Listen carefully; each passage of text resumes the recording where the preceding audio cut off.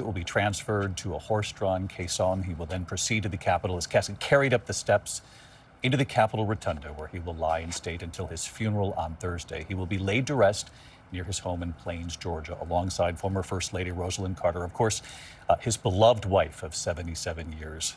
The entire ABC News team with me here this afternoon. We're going to guide you through these deeply moving images. I want to go to Steve Osinsami, who is in Georgia. He was the last to interview the Carters for us.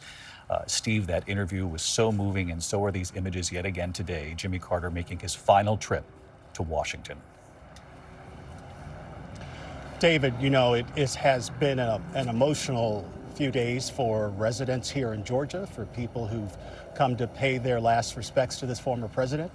We know that tens of thousands of people braved the cold through the night. The visitation here was open all day and all night. People came with flowers, with jars of peanuts that they laid at the sign that's directly behind me, because he was, in addition to all of his other accomplishments, a former peanut farmer. I think we're seeing people celebrate, of course, the leader he was, but also the student of the world that Jimmy Carter was, along with his wife, and the love that they shared. When I talked with them in that final interview about 3 years ago, he told me that marrying his wife, Rosalind, was the best decision he ever made. And he talked about the love that they shared and how it powered him through the White House, through the challenges of their lives at home, through the years that they spent trying to heal the world. And also, he said, it would power him through the next world. I talked with his grandson a few days before he passed, and his grandson told me that he had been checking in with his grandfather and saying that the former president was telling him that he wanted to go and see Rose, that it was time. And it was, of course, shortly after then that he passed. David. Steve Osinsami in Georgia, and really with us every step of the way as we have been reporting on the final chapter of the former president, 39th president of the United States, Jimmy Carter. For those of you just joining us now for our live coverage here on ABC, you can see the plane has touched down at Joint Base Andrews. It will now proceed to take Jimmy Carter on a procession through Washington, his final trip through the nation's capital. Quite a return for Jimmy Carter to Washington, Lindsay Davis, so many years after he was elected president back in 1976. You know, I think it's not lost on the viewers, the symbolism of what we're seeing here, the snow-covered runway. That it was, after all, a frigid reception that Jimmy Carter received in the nation's capital, at least from 1977 to 1981 during his time as the 39th president. But I was thinking about, in his book, Why Not the Best, where he gave a long list of who he was, not a complete list, he reminded the reader, but he said, I'm a Southerner and an American. I'm a farmer, an engineer, a father, a husband, a Christian, a politician, a former governor, a planner, businessman, nuclear physicist, a canoeer, and among other things, a lover of Bob Dylan songs and Dylan Thomas's poetry. But I think among all of the many descriptors today, people are remembering him for his humility. Here's a guy who carried his own bags, even during his presidency, who refused to have "Hail to the Chief" play when he walked into a room, who sold the presidential yacht, thinking that it was unnecessary. After his presidency, when he would famously fly commercial flights on Delta Airlines, he would shake every hand of all of the passengers. And so I do think that we will no doubt talk a lot about this peanut farmer turned president, but many people remember him for being this champion of human rights around the world. No question about that, Lindsay. Relative unknown when he was swept into national office as the president of the United States, and he came to Washington as, at least in the beginning, meant to be sort of a refreshing change for the American people after years of Watergate and the Vietnam War. But he would soon be tested with some very real challenges of his own. Of course, the economy. What we saw play out in his later years in the presidency with Iran haunted him in those final days of the presidency. Certainly the final year wrapped up with the Iranian hostage crisis. He tried to address the American people, to relate to them in very very common terms, particularly during the energy crisis, for example, and during those trying times with the economy and inflation, saying these are difficult times. I have to have a difficult conversation with you now. And over the course of those 4 years, the American people would judge him harshly. But part of the story of Jimmy Carter is how he redefined the post-presidency moving forward, and the extraordinary amount of respect the American people have for this former president now when they look at the totality of not just the presidency, but certainly what he did post-presidency. I want to bring in Deborah Roberts, who is also from Georgia. We know that part of this procession, long before it arrived in Washington, went to that small rural Georgia town called Plains, and you know it well because you were just 40 minutes or so down the highway in Perry, Georgia, where you grew up. And you remember this. You remember what your father made of this moment for this Southerner who became president. I absolutely do, David. And I have to tell you, I have to confess to a few tears today watching this, the president, the body being taken onto this plane and coming to Washington, because it takes me back to my father. My father would be about 100 now, too, just like Carter. And when I think about how he viewed this man and how the South viewed this man at the time, and it was very, very complicated. But my father saw something of himself in Carter, even though Carter was this white man who ascended to the presidency. But like my dad, he grew up in rural Georgia. Like my father, he had some difficulties when he was growing up. And of course, they were both steeped in the segregation of the South. Of course, Carter's life was a little bit different. But to see that man, as my father said, a good man from Georgia, make it to not only the governorship, but also the presidency, it was a source of pride for my father and so many other blacks who felt that they were seen by this president who was willing to acknowledge that the South had a lot of problems, and race was one of them. Not only acknowledge it, but when he became governor of Georgia, in his inauguration, he said to the people of Georgia, we need to move forward on civil rights, that era is over. Elizabeth Schulze is right there at the base watching this transpire. And what do you see from your vantage point, Elizabeth?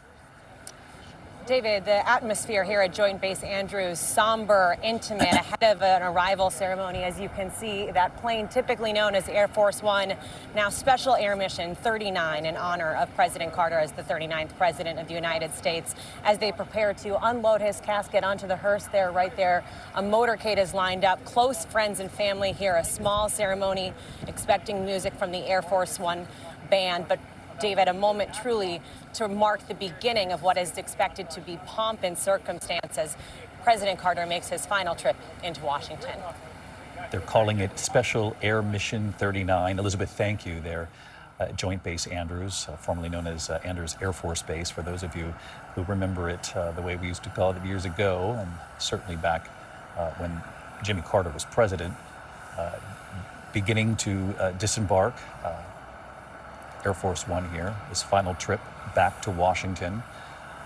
And it'll be very moving. And you heard Elizabeth Mary Jordan talk about the pomp and circumstance for this former president.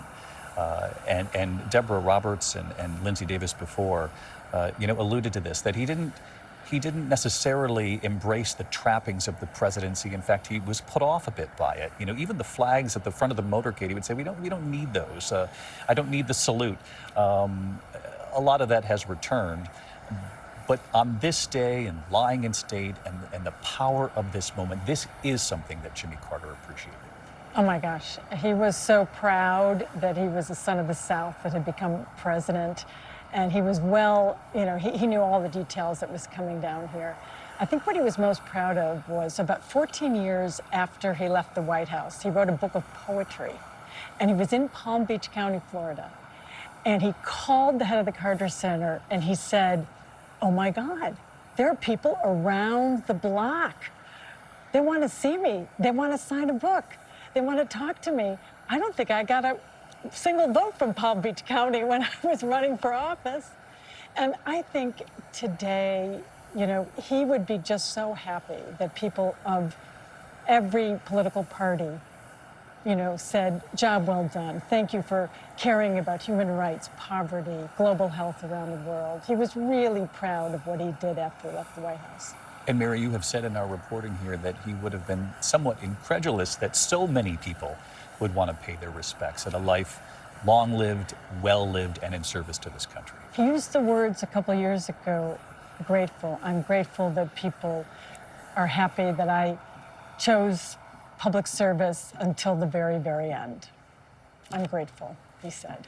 Mary Jordan, who is our contributor and also national correspondent for the Washington Post, covered Jimmy Carter for many years. We'll see the family here today gathered for this powerful moment, Mary. Yes, there's the three sons, and then there was a 15-year gap, and then along came Amy, who many people remember was only 9 when she went to the White House. So Jack is the oldest, and the son of the man who died here is 77. That's the age of his oldest son. And then Amy will be there, and she's 57 now. So we'll see his 4 children, his 11 grandchildren, his 14 great-grandchildren, big Carter family, and a close family that spent a lot of time with him as he's been in hospice for almost 2 years. Part of what we'll see here today, Mary, is sort of a reenactment, if you will, of something that they made history with when he was elected back in '76 on Inauguration Day, actually getting out of the car on Pennsylvania Avenue. Few will remember that he was the first, he and Rosalind Carter, to get out to walk with Amy, who I believe was in 2nd grade at the time. Right, she was 9 years old, and those pictures, it was kind of a stunning thing. And a lot of people have tried to imitate it, even though the Secret Service doesn't like it anymore for security reasons. But he wanted to be a man of the people. And he said, don't play hail to the chief. Just wave to me and call me Jimmy. In fact, he was the only president who, when he took his oath of office on the Inauguration Day, he said Jimmy. He didn't say James, right? Bill Clinton didn't say Bill. He said William. But Jimmy said Jimmy. Let's listen here for a moment at Andrews Air Force Base, Andrews.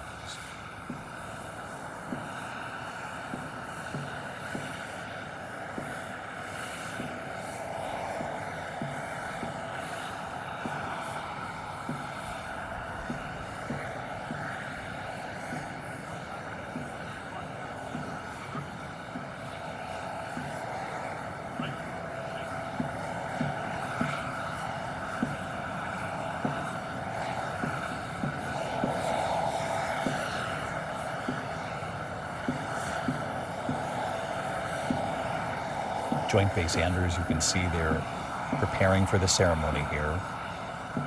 The former president's body will be brought off of the plane. As we all know, it's being called Special Air Mission 39 today, in an obvious nod to the 39th president.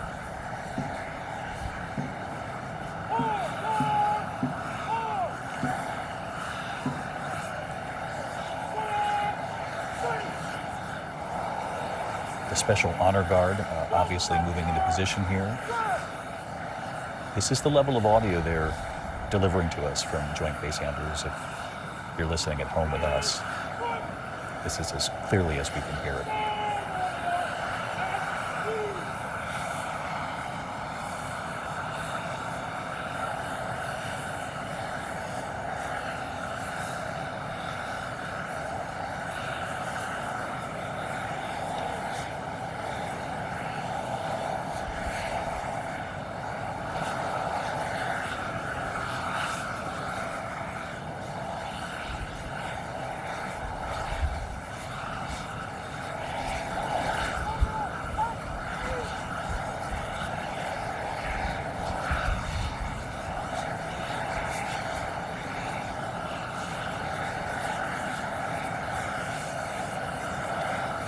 We're expecting at any moment here that the family will disembark from the aircraft.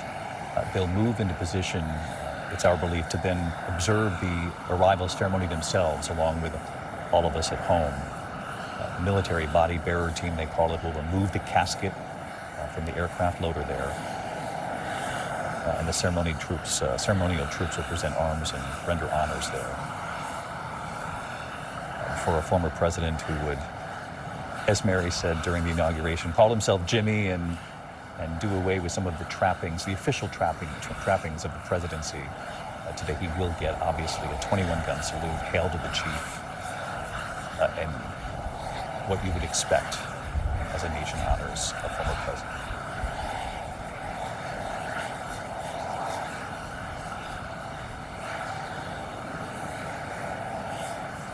Martha Raddatz watching with us here today. And Martha, this was a former president very proud of his military service. He was so proud of his military service, David. He said it was the most influential thing in his life. He wanted to be in the Navy. Since he was in the first grade, he had an uncle who had been in the Navy, a radio man in the Navy. Jimmy Carter deeply admired that uncle and was set on a career in the Navy. He even wrote the Naval Academy when he was a young man, not telling them his age at the time, and asked what you had to do to get into the Naval Academy. He did not get in the first try, but he got into the class. He was accepted in 1943, eventually ended up on submarines. As you said, he was a submariner, a submariner.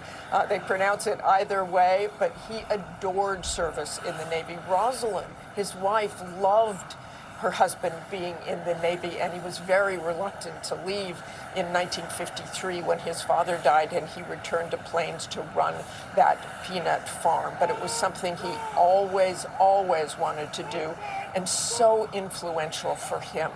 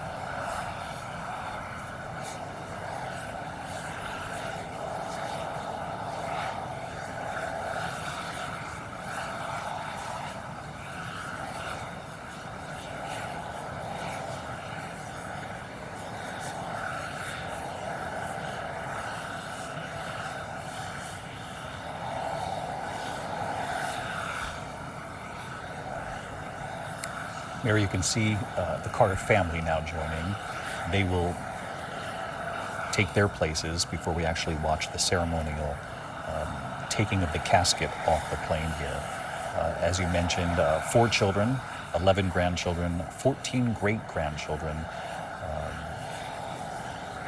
There's the family right there. And of course, they lost their mother a couple of years back. 77 years they were married, he and Rosalind. And they both said sort of the secret to their longevity was one another. It was very moving when Chip Carter, who's the second oldest, said yesterday, he said, you know, it was hard at times. We had to share our parents with the world. They were busy. You know, we didn't see them all the time. And that when he got sick, all of a sudden, we had all this time with them, and it was a blessing, as Chip Carter said. I was so grateful that he lived so long, that we had wonderful, wonderful times.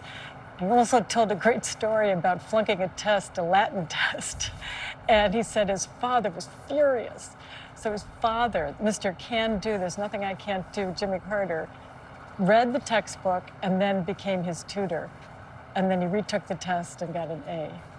That's an extraordinary story. And of course, we remember Amy, who did grow up in the public eye at the White House.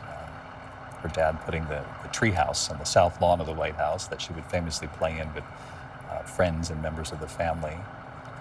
She got away with roller skating in the East Room of the White House, which I think is pretty cool when you look back on it. And she got away with reading books at the dinner table. Remember, there were like some very fancy dinners, but the poor kid was 9. It was not the easiest thing to be 9, 10 growing up there. She went to public school, which many public school advocates and teachers really admired. Again, part of the Jimmy Carter, you know, common touch. You know, I'm not going to put them in a fancy private school. I want her to go to a public school. I believe her best friend was the child of a cook for one of the embassies in Washington, and the Carter family very proud of that too. I'm moved as we wait for this ceremony to begin, Deborah, by how many images here today we've been showing of Rosalind Carter, and Jimmy Carter would have wanted it that way. She also helped define sort of the changing role of the First Lady. She had an office in the West Wing. The first to do that, David, actually. And that was the thing about him. He was a trailblazer in so many ways. Came from humble beginnings, but he watched his mother blaze new trails. His mother even acknowledged racism in the family, but then she went on to make her mark. That's Lillian Carter. Lillian Carter, right? Yeah. yes. His mother went on to help African-American women in the South. So he came from a family that would sort of step away from what was expected and blaze new trails, and that's kind of what we remember him for. I spoke with a former legislator today from Georgia, Larry Walker, who said it was almost like he had a new guard that he created in the Georgia legislature.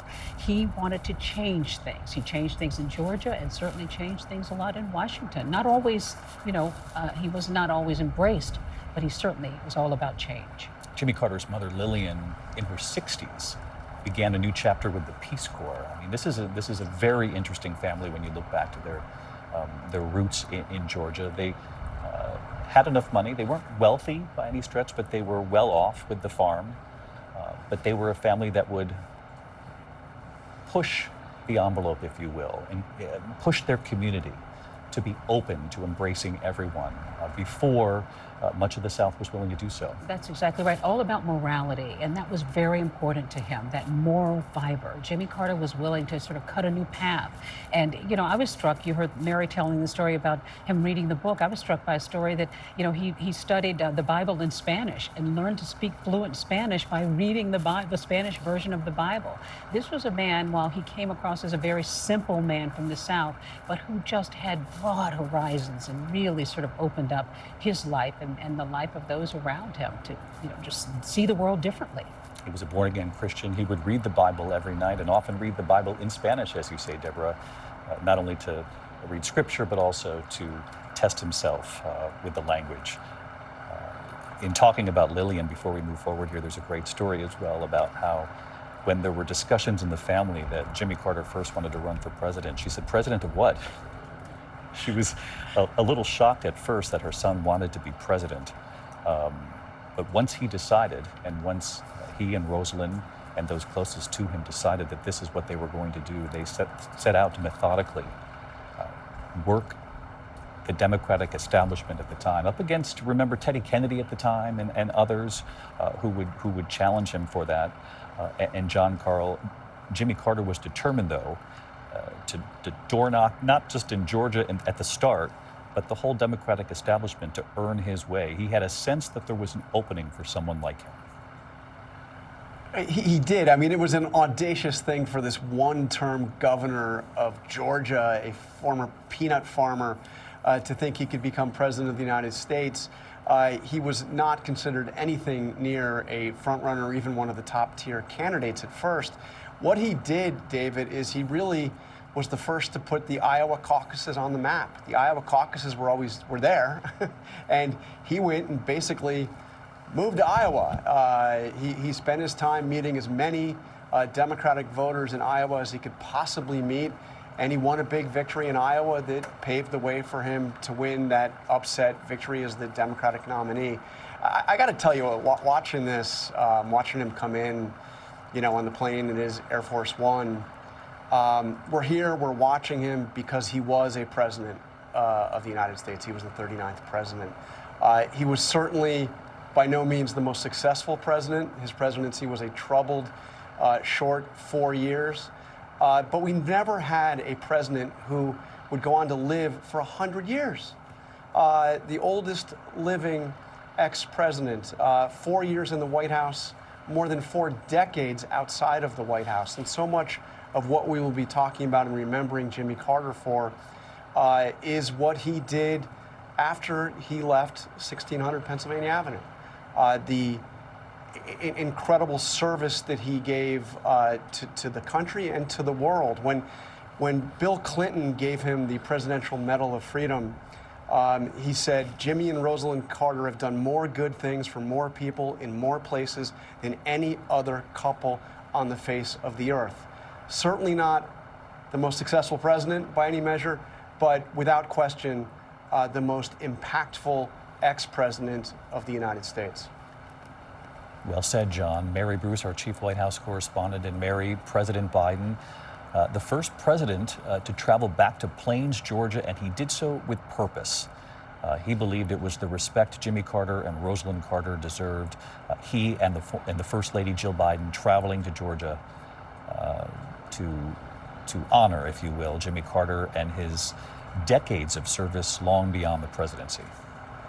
And they had a decades-long relationship, David. And look, there are lots of people with lots of relationships in Washington, but this was a real friendship, not just a political relationship. Yes, Joe Biden was actually the first senator at the time to endorse Jimmy Carter's long-shot bid many, many years ago. And out of that, they formed this real deep friendship. And it wasn't just between, the two former presidents. It was between these couples, between Jill Biden, Joe Biden, and Rosalind and Jimmy Carter as well. And you heard from the president, in his remarks since his passing, noting that he wasn't just a president, a humanitarian, a statesman, but a dear, dear friend. And going beyond that to say that he knows that millions of others feel the same way because Jimmy Carter had that ability to really connect with people. So many of those, he was so no frills, no nonsense, that down-to-earth way about him. He was able to connect with so many, not just other presidents. And of course, Joe Biden will be delivering his eulogy this Thursday at the service at the National Cathedral, David. Mary, thank you. That image of the Bidens with the Carters in Plains, Georgia, Mary, and I think it was the Washington Post that pointed out the home is valued at about $167,000, which they did the math is worth less than the Secret Service car that sits out in the front of that home, which to me speaks volumes about the Carters. It's so true. I mean, when you're in their kitchen, it's a tiny little fridge, and he was famous for not wasting food. So he had a cooler for leftovers and Tupperwares. When you have a big family and you can see out there all of this family, they'd come, and I mean, it was that kind of a small house, but it meant the world to him because he and Rosalind helped build it in 1961. And Steve Osunsami to go back to that home after the presidency and stay there all those years, and we know what presidents can make post-presidency with books and speaking, but they had a different purpose, and they chose to return to their humble roots in Plains. It's one of the things that so many people love about Jimmy Carter, that he never forgot where he came from, that he loved his wife always, that he lived what I call a stubborn frugality. Mary Jordan was talking about the Tupperware in their home. One of the things I heard from some family members over the years is how they would try often to get the Carters to replace old appliances. They had an old microwave that the family thought probably wasn't healthy to still be using, and Jimmy Carter would tell them, no, it still worked. He was going to keep using it. At the Carter Center, for example, we talk about you talked about the house that the Carters lived in, how small it was. My house is bigger than their house. The center that sits above it, where the Secret Service uses, is bigger. They were everyday people in many, many ways. And now we're watching the casket as it comes off of Air Force One Special Air Mission 39 here today in America.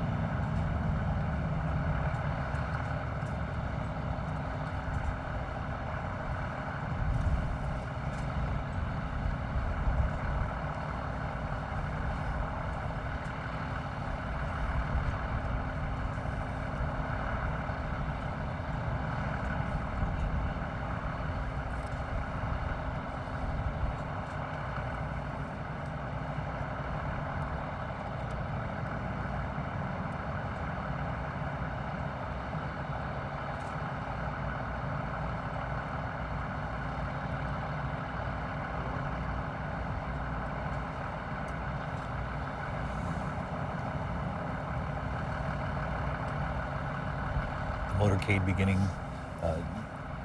to leave Joint Base Andrews there as it makes its final trip through Washington. We know the family has now gotten into the motorcade, getting ready to depart the flight line for the U.S. Navy Memorial, where they will head next. And Ann Compton, longtime ABC White House correspondent, and no question you're taking note of a very different arrival in Washington from the one Jimmy Carter had all those years ago. The arrival in Washington when he came in, he was such a different kind of president. He wanted to be something totally new to the country, which had been through the long, arduous years of the Watergate scandal. There had been a president, Richard Nixon, who resigned in disgrace. America had been torn apart by the Americans dying in Vietnam and dissent over the war. And he really, when he arrived in Washington, one of the things he wanted to do was to make a real break and a new start for the country. And the kind of issues he wanted, certainly racial harmony was a legacy that he wanted to leave, but he also wanted to change and bring down to the people's level so many of the policies. Main concern when he got to Washington was energy. There were long lines for gasoline, there was inflation, there was a very difficult time for the economy. And he set about to make energy the starring role of his first year in office. It took a lot of work. He wasn't completely successful, but he really did wanted his arrival in Washington to clear the decks and change the course, and get away from some of the pomp and circumstance, which in a case like this, with the flags on the fenders of a hearse now, bringing him back into Washington, is a symbol, a long-time planned symbol to honor not only his career, but what he wanted to achieve as the 39th president. Ann, thank you. Wonderful to have you here today through the course of this afternoon. Terry Moran also watching along with us. And Terry, Jimmy Carter arrived in the mid-'70s as an outsider, as so many have pointed out here on our coverage today. And even after all of these decades, he's still somewhat of an outsider in the way that he defined the post-presidency so different from every other president in modern times. Yeah, that's a great point, David. He was the ultimate outsider. Nobody had ever heard of him when he started running, as John Carl was talking about, and he shook hands, and he seemed very, very different. And remember, he came after presidents who were Washington insiders, right? Gerald Ford had been minority leader of the House of Representatives. Richard Nixon had been around since the 1940s. And Lyndon Johnson was the Senate Majority Leader. The country was in a fraught state, as Ann was talking about.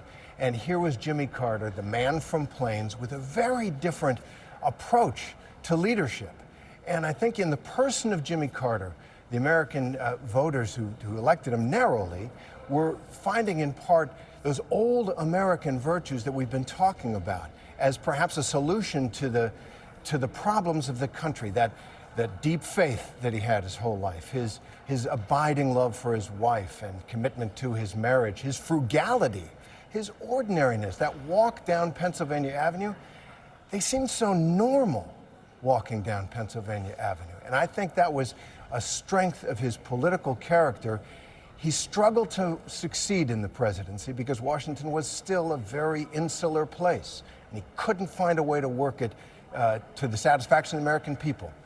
But he left the presidency, as you said, and continued structuring his life around those values and those goals.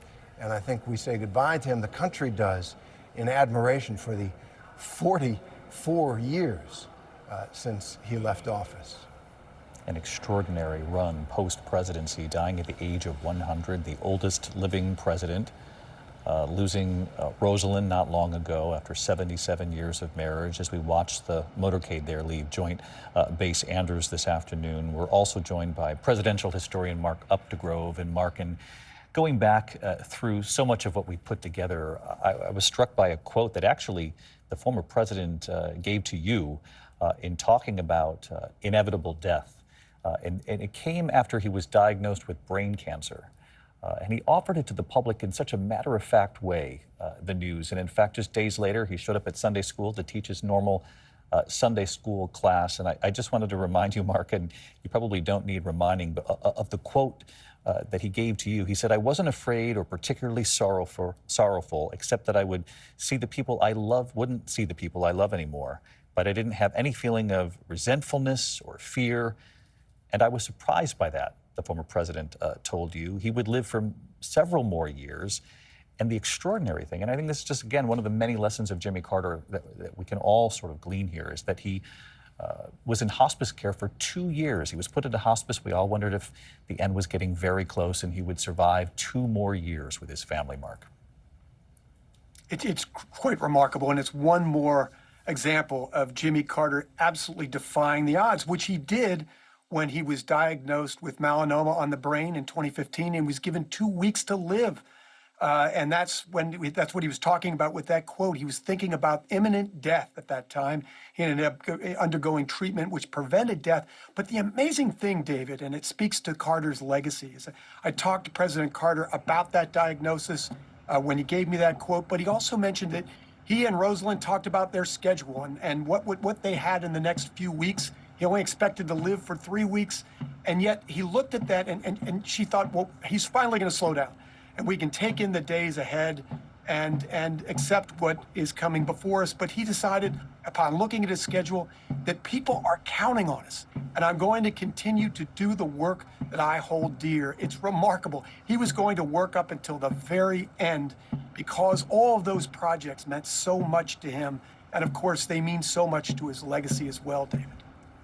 Mark Updegrove with us here this afternoon as well. Martha, as I mentioned, the motorcade now headed for the U.S. Navy Memorial. 19 years old, did not reveal his true age in the very beginning. It took him a couple of tries to get in to the Navy, but once he did, he was so proud of his naval career. And his young wife, Rosalind, was also very proud. In fact, when it was time, Jimmy Carter believed, to move on from their service to the Navy, she was somewhat upset by that because she was so proud of the relationship they had forged with their naval peers.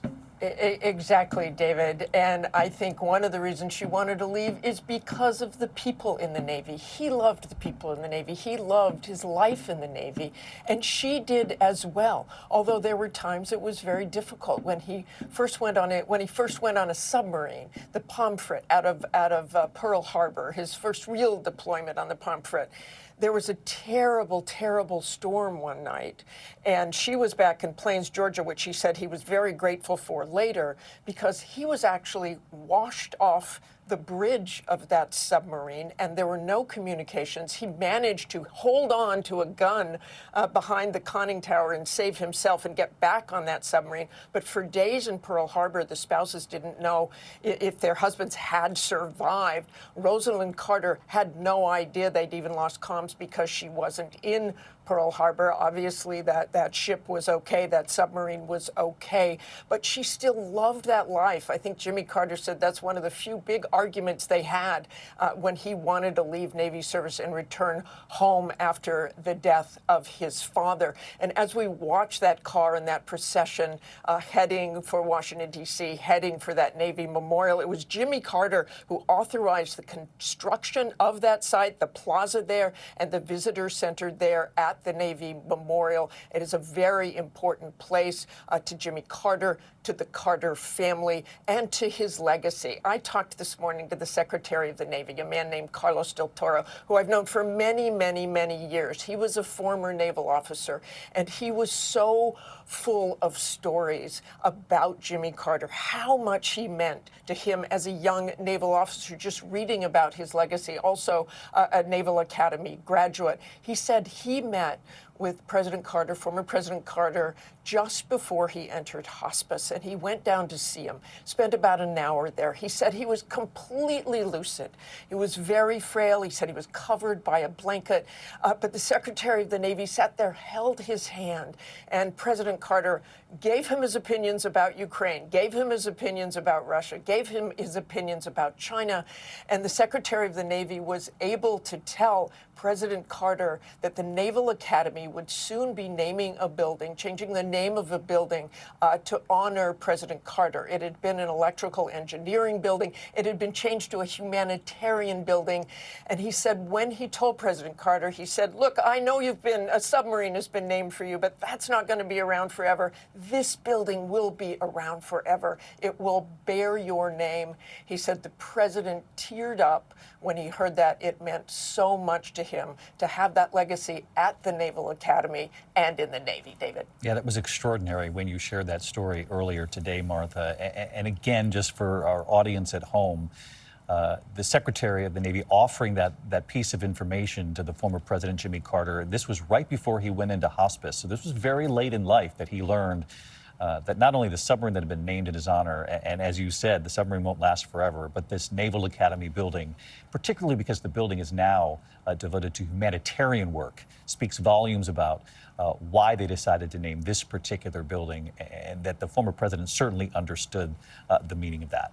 He understood what that meant, and that really captured Jimmy Carter's life, his whole life, but especially his life in the Navy. He was an electrical engineer. He went out on those submarines. He also tells this amazing story of how President Carter once met with Hyman Rickover. He's the father of the nuclear Navy. And Hyman Rickover was interviewing young Lieutenant Carter to see if he was good enough to be in the nuclear Navy. And Jimmy Carter said he was so confident that he went in there and he was going to answer all the questions. And one of the last questions Rickover asked him was, do you always do your best? And Jimmy Carter was very nervous and he said, well, I don't always do my best. And Rickover stared at him. Carter was sweating, and he said, why don't you? And that stuck with Jimmy Carter. Why don't you? I should do my best always, David. Stuck with him all these years. I'm struck by the day, given the past 24 hours of the weather as it traveled through the middle of this country and then right into the mid-Atlantic, the East Coast. The terrible ice storm, the snowstorm, and then look at what the skies have done for Jimmy Carter today, the 39th president, as he arrives back to the Washington, D.C. area. Nothing but blue skies. And obviously, as you can see, they've been able to clear the roads for the motorcade as it makes its way into Washington, D.C. The Naval Memorial, of course, on the way to the Capitol. Pastor Tony Loudon, personal pastor to the Carter family, to the former president, is in the motorcade right now. And Pastor Loudon, what do you make of this day, this moment, and what do you see right now as you travel, obviously behind the former president as part of this motorcade? It's an incredible day, a day where we bring the Sunday school teacher back to Washington, D.C., who has given us a lesson on faith and hope all over again, right when our nation is swearing in our leaders and getting ready to have a transition in our government, making sure that we use faith and hope as our guardrails for our democracy. I'm really excited about the fact that it gets to be honored during this time and seeing so many people turn out and talk about the life and legacy of my friend, President Carter. Pastor Loudon, if you will, some of the lessons perhaps from Jimmy Carter later in life for the American people. You know, we talked moments ago about his health scares, certainly very real, the brain cancer that he fought so valiantly and then was declared cancer-free, the falls that he had later in life that so many of us witnessed sort of in our own families, losing his wife of 77 years, Rosalind, going into hospice himself. And as I mentioned, Pastor Loudon, on our air earlier, we all wondered if perhaps we were nearing the end of this grand life. And then he would again surprise us all with the power of his faith. He would survive 2 more years, and his family would get 2 more years with their father and their grandfather. Absolutely. I've never seen anyone like this in my entire life, with the will to live, but more importantly, the will to serve. Every time I would visit him, he would ask me 4 questions. Where have you been? What have you done? Who have you helped? And how can I help you help them? Even during his roughest times, sometimes I would walk in the room and he was really doing bad or having a rough day. He would just say, where have you been? Knowing that I would give him a full detail. And then the part where he asked, how can I help you help them? It just would break me on the inside. that here in his latter days, he's still trying to find a way to give himself to our great nation and the world. Pastor Loudon, what a gift you just shared with us. And if you could hear the pens in the studio when we all began writing those questions, where have you been? We went on to ask, who have you helped and how can I help you help them? Pastor Loudon, please stay with us here as you travel with the Motorcade. Lindsay Davis, you know, part of the lessons of President Carter in his final decades of public service, not only the work with Habitat for Humanity and trying to eradicate disease all over the world and what he did for humanitarian reasons, but the way he quietly and faithfully lived his life with his wife and his community. So many know him, obviously, for teaching Sunday school after his presidency, but he has also talked about, in reflecting on his earlier life, that he said he would sneak, because he was a regular member, he and his family were regular members at First Baptist Church in Washington, D.C. during his presidency. But he said, without letting the press know, several times a year he would actually teach Sunday school while he was president. And there is a quote that he said, at one point he said, I have one life to live and one chance to make it count for something, and the something that I've chosen is my faith. And I think that you were talking about, as many have, that he was an outsider. But I think that he was an outsider with no interest really in being an insider so much, because he was ruled more by his faith than he was by his politics. And I was struck by what the pastor said just a moment ago with regard to one of the questions that he would ask is, how can I help? And here's a man who grew up in Archery, Georgia, one white family in the midst of a largely black town. He talked about how his childhood friends were black, and there was a black friend of his who, just before he was becoming governor of Georgia, he said to that friend, how can I help you? And his friend wrote down, he said, when you give your inaugural speech as governor, I want you to say these words. And in 1971, it turns out those words were, the time for racial discrimination in Georgia is over. Words that he would repeat ultimately again nearly 5 decades later in 2020 in the wake of George Floyd's death, where he wasn't obviously specific to Georgia, but just saying simply, the time for racial discrimination is over. And at the time, it was a shock, really, to many of the people who had supported him in Georgia, because he had remained silent on civil rights by design. It was really a strategy, because he had lost the governorship, the race for governor in Georgia right before that. But what an ally he became and continued to be until his dying day. And in fact, Lindsay, as you know, he had a record once he won the presidency of appointing more women and people of color than any of his predecessors arriving at the White House before him. And I wonder, Pastor Loudon, if you could weigh in on that too, about the combination of faith and what the former president did to make sure that people of color, that women had a seat at the table, and that all members of our community felt heard and felt seen in a way where he really made strides in the presidency, particularly given the records of those who had come before him. Oh, absolutely. He did so much for African Americans in this nation. You know, I'm also reminded that I'm a son of a slave descendant who ended up being his pastor. Today, as we were leaving Georgia, there was a white sailor seaman who was holding the flag, and the winds was blowing and the flag was fully extended, and he was doing everything he can to put our nation on display and show that we had strength. And then when we got to D.C., there was an African-American seaman holding that exact same flag, fighting against the winds to make sure that our nation has a solid foundation representing the celebration of life of President Carter. I thought it was so fitting to see one white seaman and one black seaman holding these flags, fighting the winds at a fully extended flag to make sure that our nation honored this great leader. Rachel Clark, a black woman who helped raise the children of sharecropper, lived on the farm where Jimmy Carter was raised. She would teach him about Christ and how to treat a family and love your family. Bishop William Decker Bonner, a black AME pastor, who would teach President Carter about Jesus Christ. I'll never forget one Saturday he took me and myself and Secret Service out to Archery, Georgia, to an unmarked grave site. And there he pointed to the headstone of Bishop William Decker Bonner and told me what an impact this man had on his life. And then he looked over to the right and he showed me a tombstone that had a soldier who had died and fought in World War I, and his son fought in World War II. And he was giving me a lesson from the wheelchair on all the impacts that African Americans have had in this great nation. I'm so excited that God has brought him home to a place where we can say that there's no segregation in heaven, where he'll meet William Decker Bonner, Rachel Clark, and others that he has fought for in this nation to put Christ on display so that he can fight against discrimination in this nation.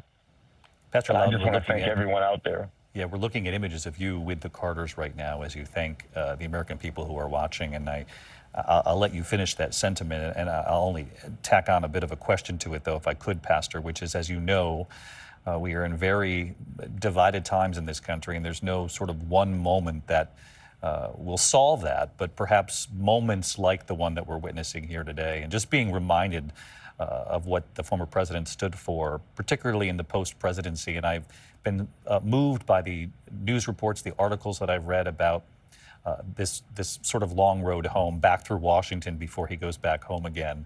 The kinds of people who've lined the route, Democrats and Republicans. Republicans who say, you know, I wouldn't vote for a Democrat, but I do like what he stood for in the end. And the way that he was even more so after the presidency able to bring Americans together.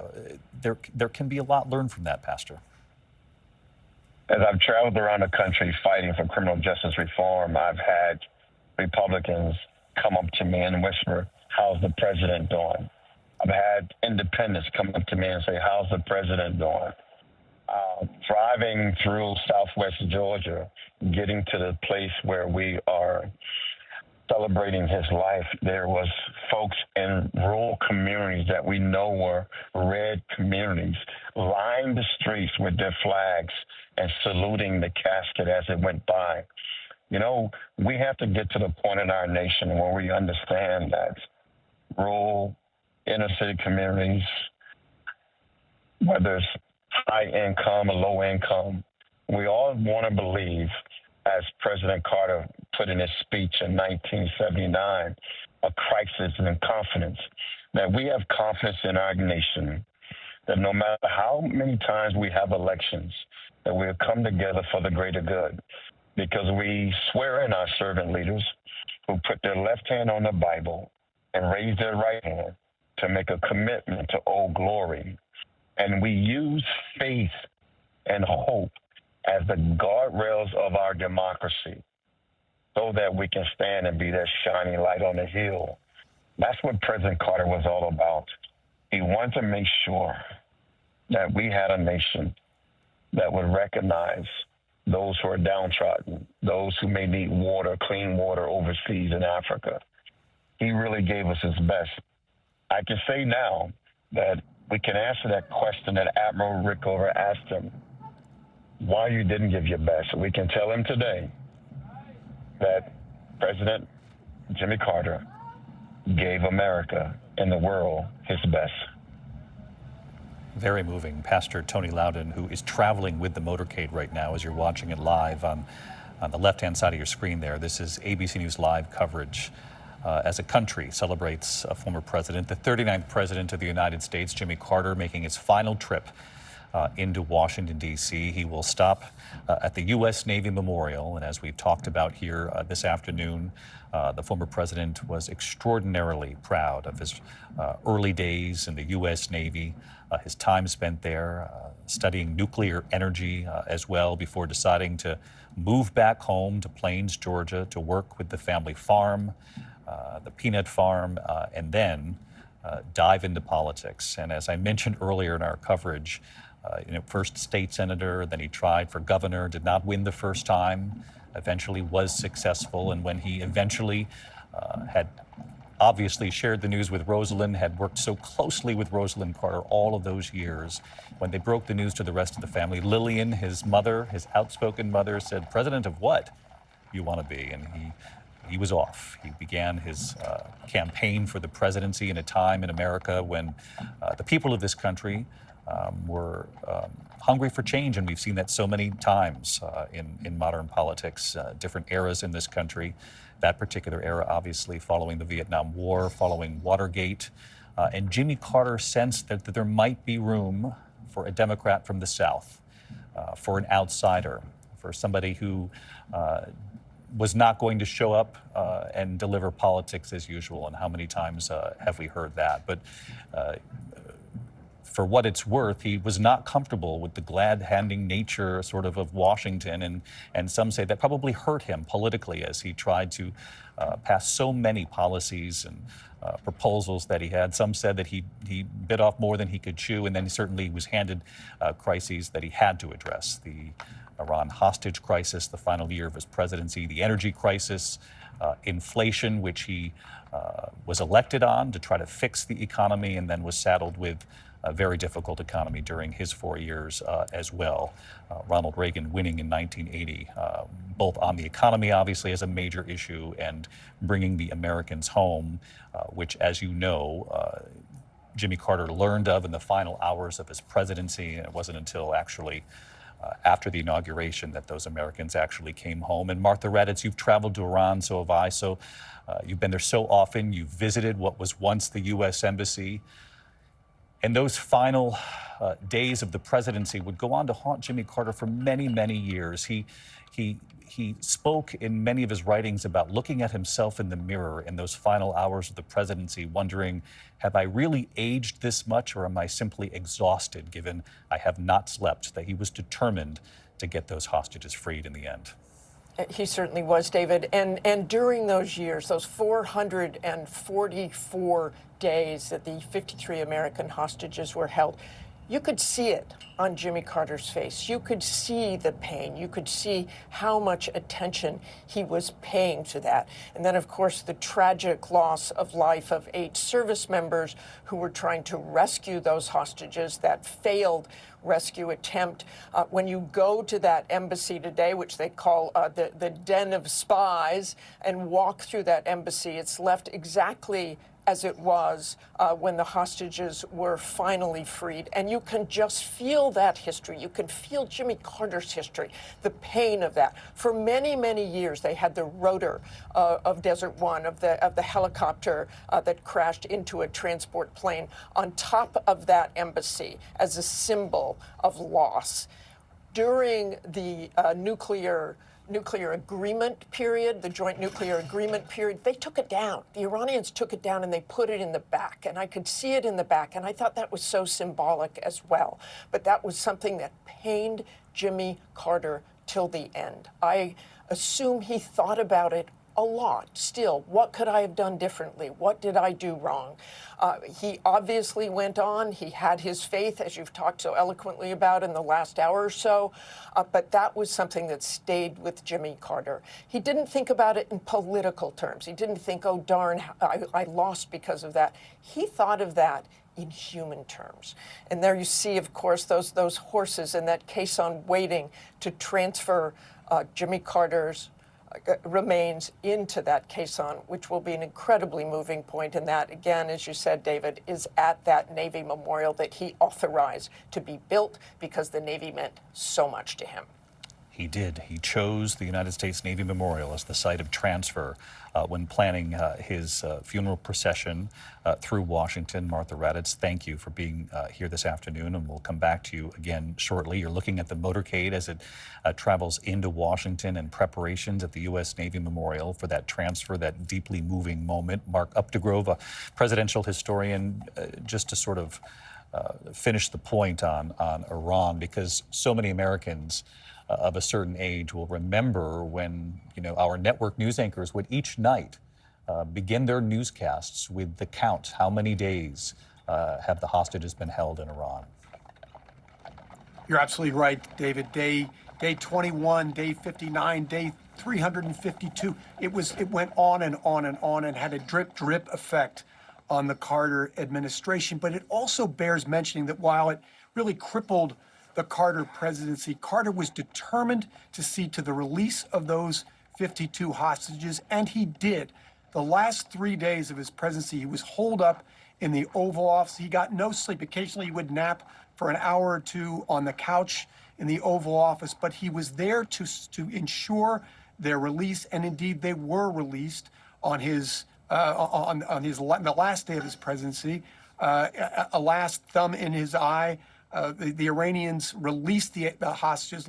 They left Iranian airspace just after Ronald Reagan took the presidency. But Jimmy Carter, on what may have been the most humiliating day of his life, relinquishing the presidency to Ronald Reagan after failing to be reelected, talked about that as the happiest day of his life because those 52 Americans were released, David. Isn't that extraordinary, Mary Jordan? It's just a moment in history, certainly, that we all do remember. But to know that deeply personal moment, he was giving up the presidency. But as Mark points out, it was his most sort of fulfilled moment of the presidency, too, is that he was able to get those Americans freed in the very, very end. And I've read, in going back, that he'd reached out to the president-elect Ronald Reagan, who did not take the call that morning, to inform him that I've learned that the hostages will be released. And of course, we know the timing of it. It didn't officially happen until the new president was sworn in. But to think he was giving up the presidency, he had been defeated by Ronald Reagan, who ran a very smart and difficult campaign to compete with, given the economy and what was playing out in Iran. And in fact, he talked about making America great again back in leading up to the 1980 election. But to think that personally, in those very quiet moments in the final hours of the presidency for Jimmy Carter, Mary, he was simply grateful that the hostages would come home. When he was 94, I talked at length about this with him, and he said, you know, I think in hindsight, I was too consumed. I was paralyzed. All I could think of were each of those hostages, each of their families. It was hard to sleep. And, you know, I don't think I could have done anything differently, but, you know, it was very interesting as he grew older. And, you know, many books have been written about what he had done. And then he said, a lot of people come down here, you know, I'm struck, from Washington to talk to me about how to handle pressure like this, like when you're in the presidency or you're running a big Senate committee. I mean, the pilgrimage down to Jimmy Carter is amazing. I was there when Bill Clinton came not too long ago, and I said to former President Clinton, what did you talk about with Jimmy? And he said, well, you know, I was in the presidency. We didn't really talk about those stressful things like the hostages. We talk about marriage. and I said to Jimmy, you know, there's something to be said for sticking. But whether it was a stressful thing like how to handle a world crisis, hostages, a war, or marriage, Nancy Pelosi was down there. Pete Buttigieg was down there. There has been a whole pilgrimage making this motorcade the opposite way. And now today his body is coming back. But over the last several years, quietly, an enormous number of well-known people in Washington came down to Plains, Georgia, where this motorcade started, to just say either thank you or to ask some advice. To ask advice from someone who had lived many, many decades post the presidency. And as we're watching the motorcade get closer to the U.S. Navy Memorial in Washington, we think about that pilgrimage in reverse direction, as Mary Jordan says, of so many leaders and political operatives who made that trip to Plains, Georgia, and President Biden, who did so in a very public manner with First Lady Jill Biden. They were determined as sitting president and sitting First Lady to travel home to Plains, Georgia, Jimmy Carter's home, and Rosalind Carter, to honor them in a very public way and to acknowledge their service in all these decades since the presidency. Our chief Washington correspondent, again, Jonathan Karl, has been with us all afternoon here. And John, the power of this moment here as he approaches the U.S. Navy Memorial. Absolutely, and hearing of the pilgrimage down to Plains and all of those leaders who came to pay their respects and to have one last conversation with Jimmy Carter, and to see this now play out. He was the ultimate outsider, and frankly, David, he remained the ultimate outsider for many years after he left the presidency. In fact, you mentioned Joe Biden, the president and First Lady Jill Biden going down to visit him in planes. That was actually the first time a sitting president had gone down to see Jimmy Carter in all those years. He didn't have particularly close relationships with any of his successors until Joe Biden. He had a very close relationship with his predecessor, interestingly, Gerald Ford, but he was not part of the former president's club. He went in an entirely different direction, which was fitting with how he came to Washington in the first place. You know, there's a great quote from Jimmy Carter where, you know, during the campaign, he said, "I've been accused of being an outsider. I plead guilty.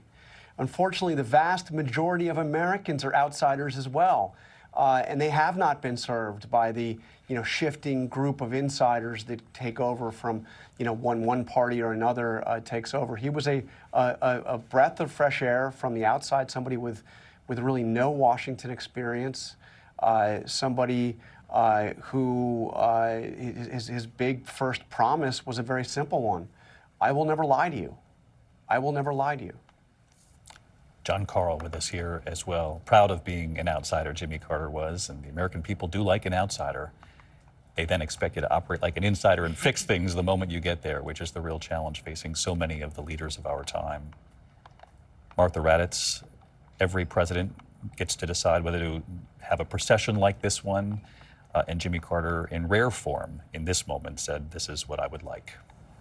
He specifically wanted this hearse to stop in front of the Navy Memorial. Look at all those midshipmen lined up. Look at all those naval officers lined up to honor President Carter. It is a beautiful spot there in Washington. I know you have been there as well, David, the one he authorized to be built in honor of the Navy, in honor of those who had served in the Navy all those years. I know the Secretary of the Navy, Carlos del Toro, is there. He told me this morning that he would be there by 1:30 and that it was such an honor and a blessing to get to know President Carter during his time as Secretary of the Navy.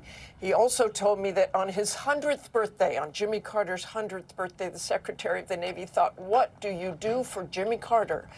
And he had an F-18 flyover for President Carter. President Carter stood there with his children, his grandchildren, and watched those grand airplanes fly above him, and to remember his own Navy service. He actually learned how to fly a plane while in the Navy with supervision, they say, but his life was spent on ships and in submarines during his time in the Navy, David. Martha, thank you. And let's listen here in Washington.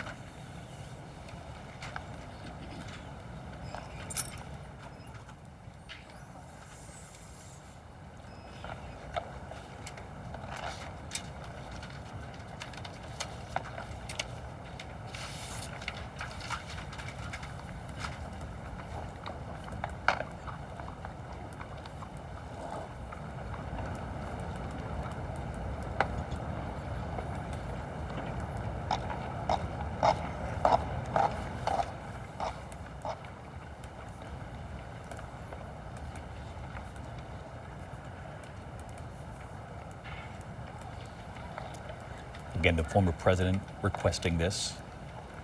And we've talked often here this afternoon about so much of the fanfare that he sort of passed over when he was actually president, saying it's not necessary. You don't have to do that. Call me Jimmy, even during his inauguration. But this was an honor that he was hoping he would receive. This is the U.S. Army's 3rd U.S. Infantry Regiment, the Old Guard. The lead horses here, Rocket and Burns.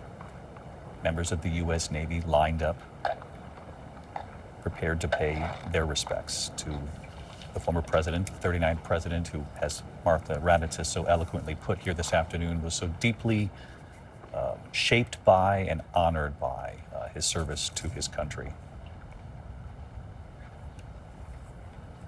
The former president chose the U.S. Navy Memorial as the site of this transfer when planning his own funeral. Martha mentioned this, but he authorized the building, the United States Navy Memorial Plaza, the Visitor Center. That's, of course, on Pennsylvania Avenue for anyone who's made the trip to Washington, D.C. Quite remarkable that the eyes of of the nation fixed on Pennsylvania Avenue. They will be again in just a few days' time for the transfer of power. And these are one of those moments meant to bring the country together, whether you're a Democrat, Republican, Independent, and sort of a reminder of the respect we have for presidency, our institutions. It comes just hours after the certification of the next president of the United States. You can see the flags there at half-staff, as they are across the nation, to honor the 39th president, 100 years old. And as Steve Osunsami reported earlier here in talking with the former president's grandson, that in recent days, while still in hospice, he started to indicate to his close loved ones that it was time to go see Rosalind.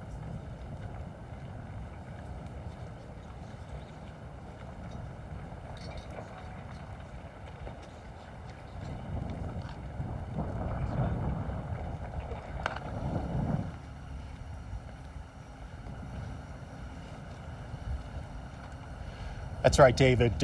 You know, he talked about wanting to see his Rose. She died in November of 2023. There were many of us who knew and the family well and knew his relationship with his wife, how important she was to him, who worried that when that happened, that his demise might soon follow. But he pressed on. We talk a lot about the strength of this man and how much he persevered, the long life he lived. When I talked with both of them in that final interview, they told me that they found small joys in just reading the Bible together at night. That was something that they tried to do every night, that they tried to do something every day, and that's how they made their relationship last. And so when she passed, there were so many of us who were watching very carefully. As you remember, David, at her funeral, he was still in hospice care in Plains, Georgia, about 3 hours south of Atlanta, but he was determined to be there to say goodbye here in Atlanta at her funeral services in front of heads of states from around the world.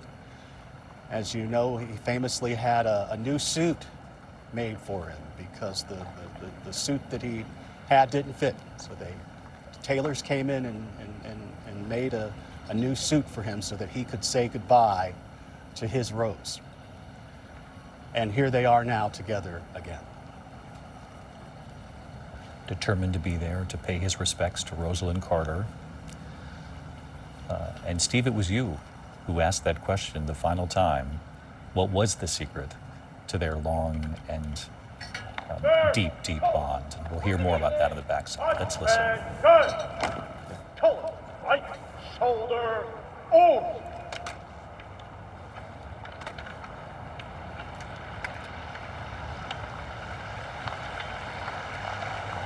Guard, ready, cut.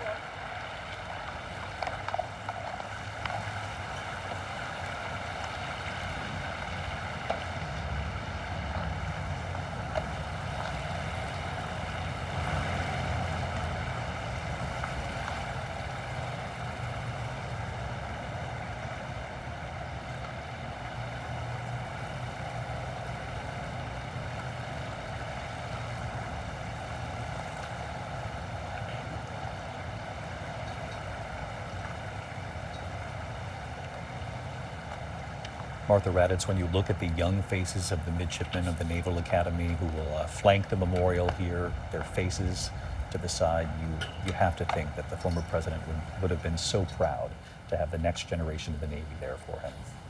He certainly would, David. And you look at that group of midshipmen and young officers and enlisted, and it makes me think of Wesley Brown.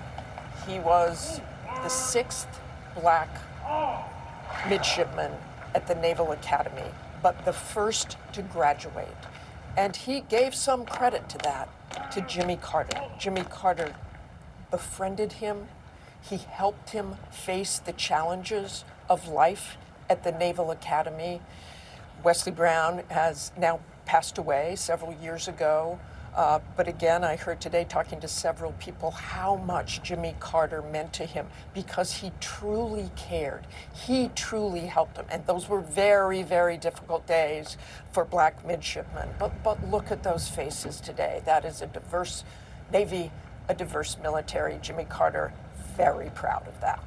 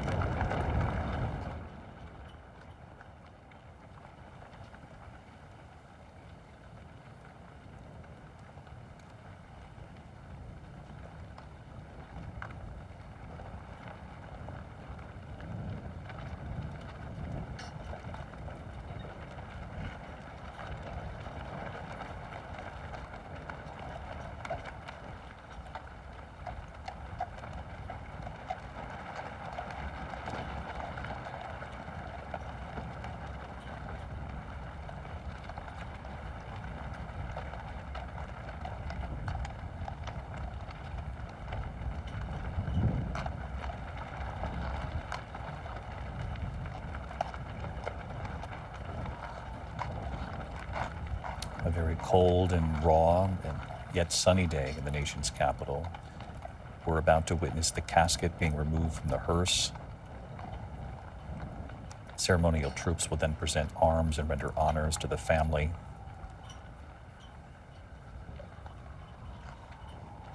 And then the former president will be brought to the Capitol.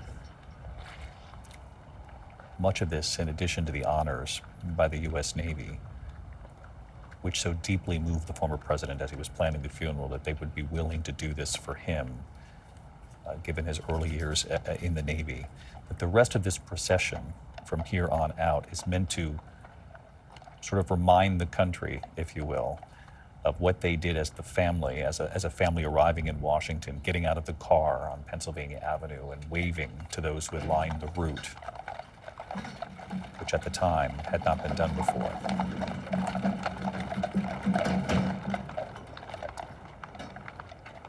There you see those images today. We'll talk with members of the family in a moment as the procession continues. But we're going to listen even more closely here as the honors play out at the U.S. Navy Memorial.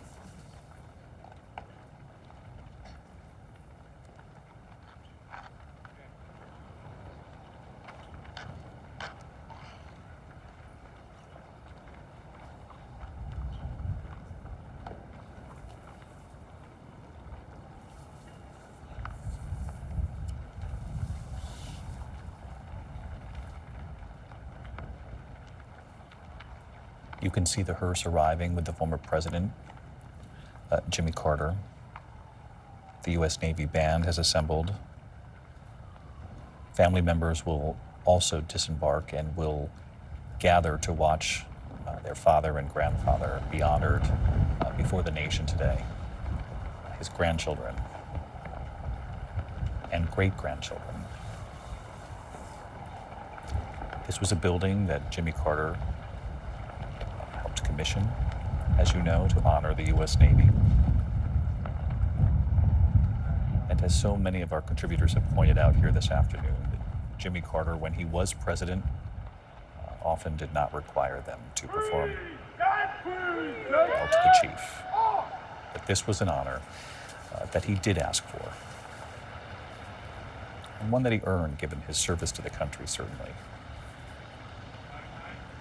He and the First Lady, Rosalind Carter, spoke often about how proud they were of those early years in the U.S. Navy. And as Martha pointed out earlier, it wasn't easy for Rosalind Carter either, as they began their family as well.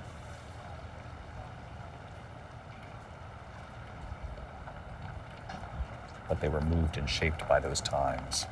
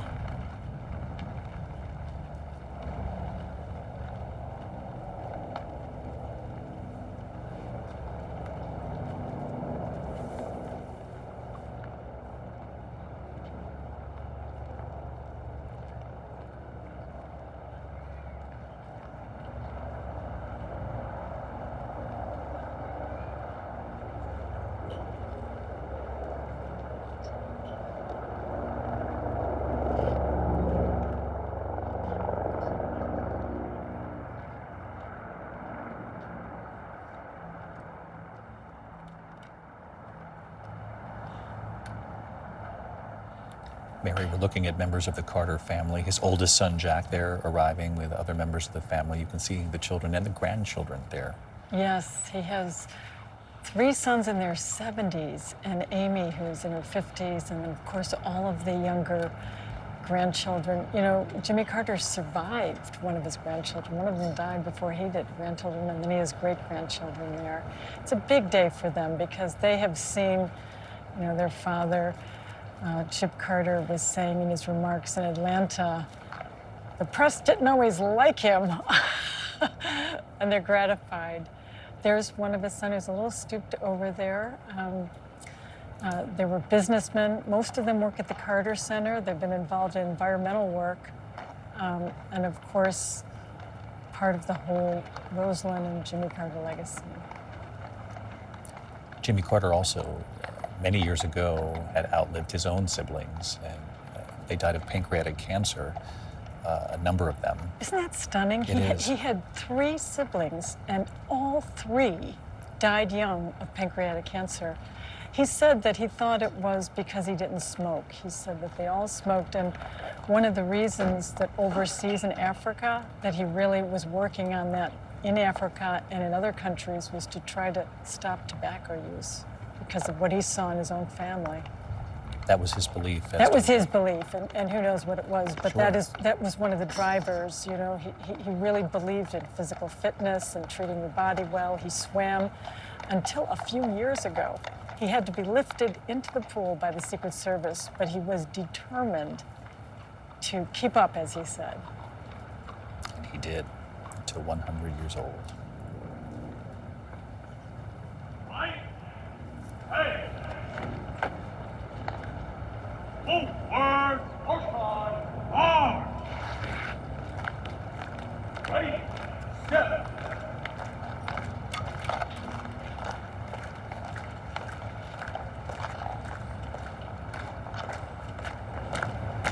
Marked on. There's hope.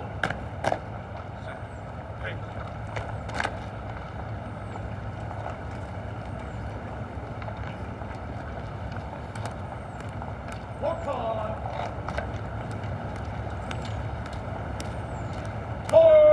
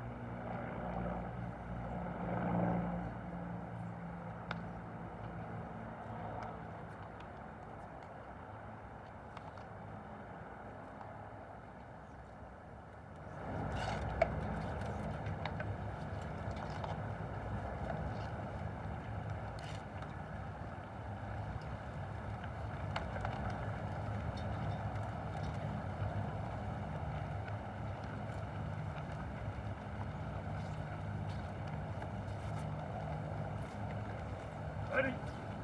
Go.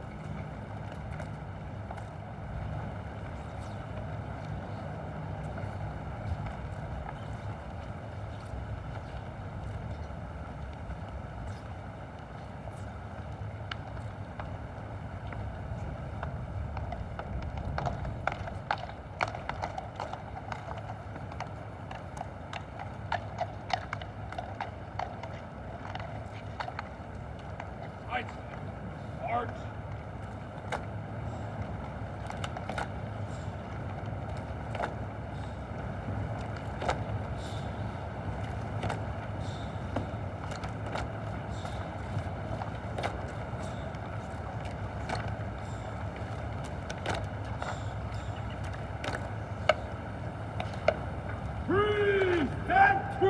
Present! Arm!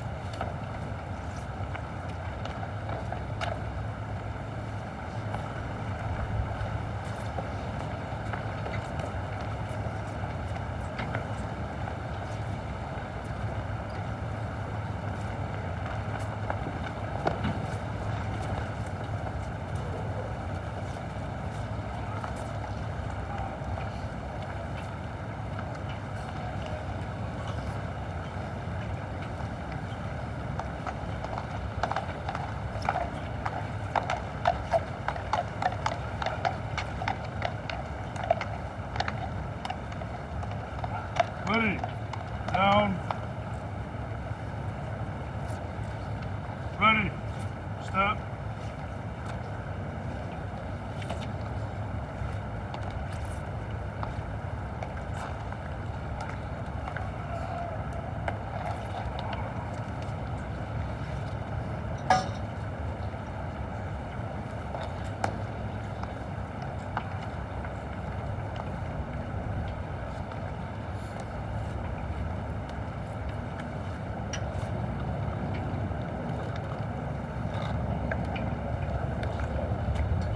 Set. Ready. Pace. Lock on. Left about. Or.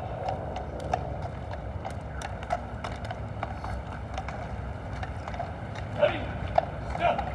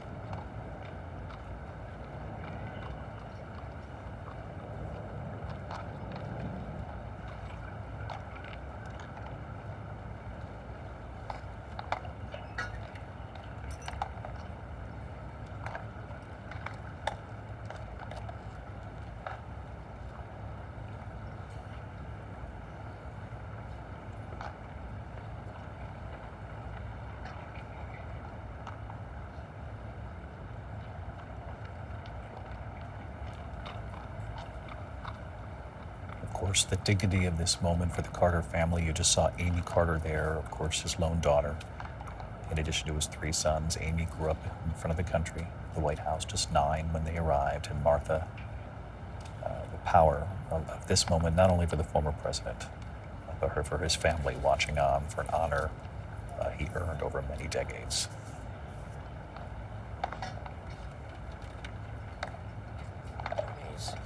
Some of them excruciatingly painful, but they are all beautiful. And this is especially beautiful. The dignity, the power, the honor, these ceremonies are meant to unify our country, to share grief, pride, and patriotism, David. Martha, thank you.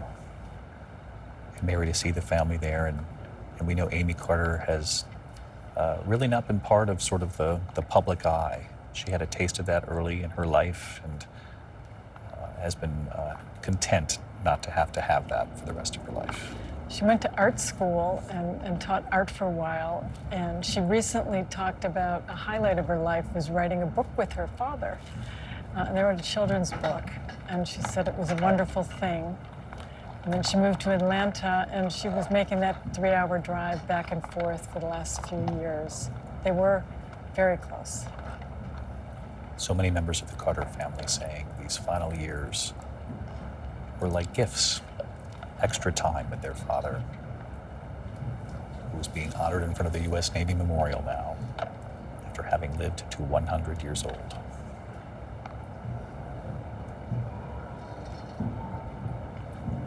Deborah Roberts. David, as you watch this, and of course it's such a solemn period, but it's also, I can tell, just a moment of great pride for Southerners to see this son of the South given the respect that many felt that he never really got. And I spoke with a legislator today who worked with Carter on his agenda in Georgia and helping him put an end to the good old boy politics. And of course that left him pretty unpopular. And then he leaves Washington pretty unpopular, and many felt that he never really got his due. And Larry Walker, that former Democratic majority leader, said to me today, it's so nice to see, while it may be late in coming, Carter is getting his due, and he will go down in history as one of the best presidents of this country. And I think that that is something that is being felt not only around the country, but particularly in the South today. As the funeral procession begins, Lindsay, a life defined in large part by what he did after the presidency. What's so interesting, David, I was struck by the contrast in the music that we just heard back to back that the band played. They started out, of course, with Hail to the Chief and then went to Just As I Am Without One Plea. And this is a man who believes strongly in the separation of church and state. But yet, he also exuded both of them, perhaps in equal part in some ways. Just As I Am Without One Plea, of course, a very popular hymn. It was back in 1986 that the Carters started meeting with a task force to plan these 8 days. Everything that we're seeing with regard to the locations where they stop, the songs that are being played, the guests who are in attendance, they have all selected everything that we're seeing so that Jimmy Carter's story is told in the manner that he wanted us to see it today. You speak of them helping to plan this in the mid-'80s. He would have been in his mid-60s then, because, or about 60-ish. He left the presidency in his mid-50s. Very young man, had many decades to continue to define and shape what it was he was going to give to his country. And you can see the sun setting there on the day in Washington on a southern boy, Deborah Roberts, who has come back to Washington one last time. Ready? Go! Stop!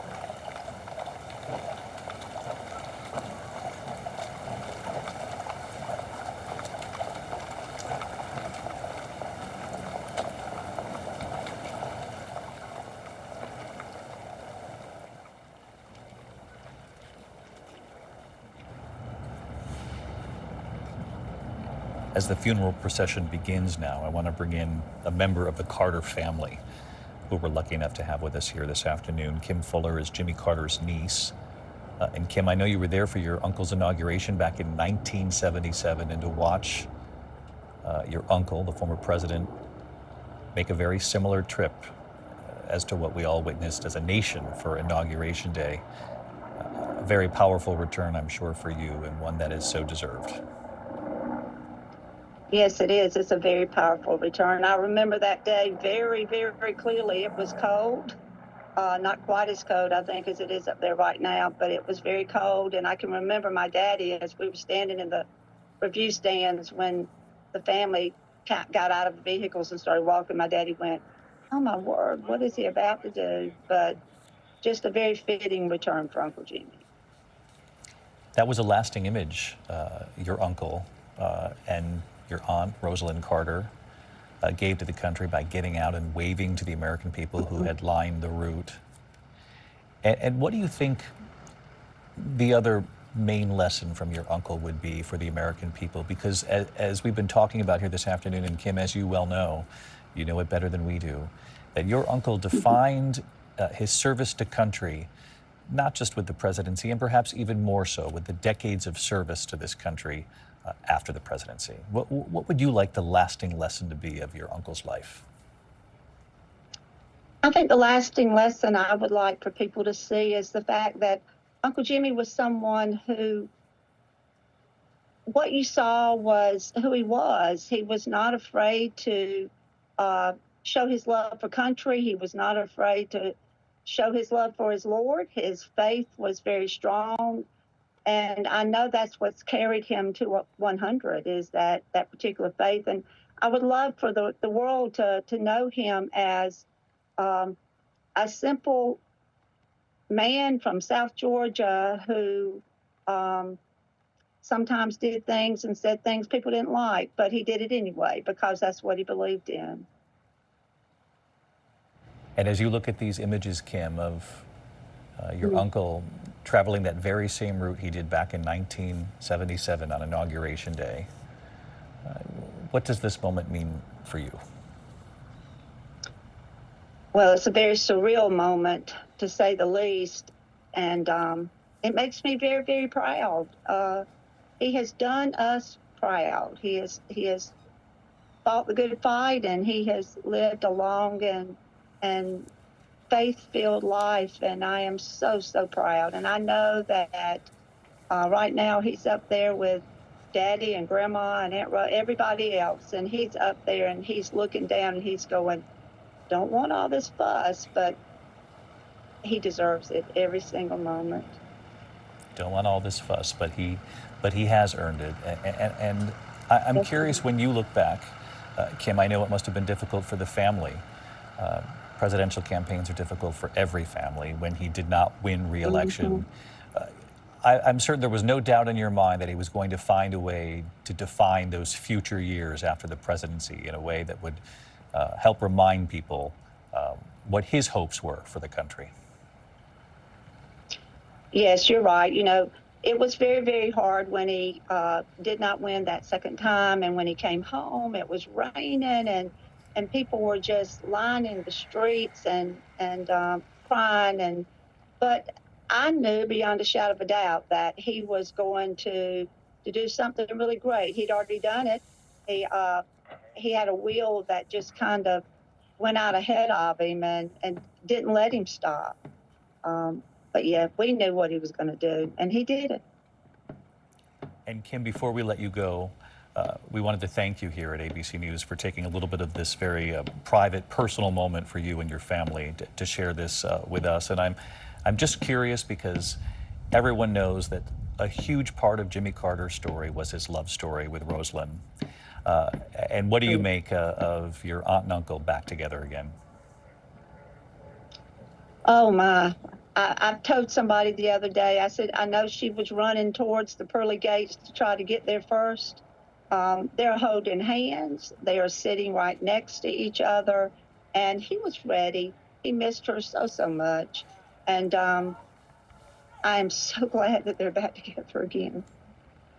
Kim Fuller, former President Jimmy Carter's niece, joining us on behalf of the family here today. Kim, thanks so much. To hear from Kim about the pain all those years ago when a family witnessed their loved one try to win the presidency a second term but did not, but then go on to demonstrate in ways that we had not seen before what a post-presidency in America can look like. Post-presidency of giving, of humanity, of faith, devotion to his church, his community, going home to Plains, Georgia. We have seen other presidents define their time after the presidency in many different ways, but this one was one of humility, one of returning to his humble roots. Let's listen to the root here for a moment, and we'll join Mary Bruce in a moment here.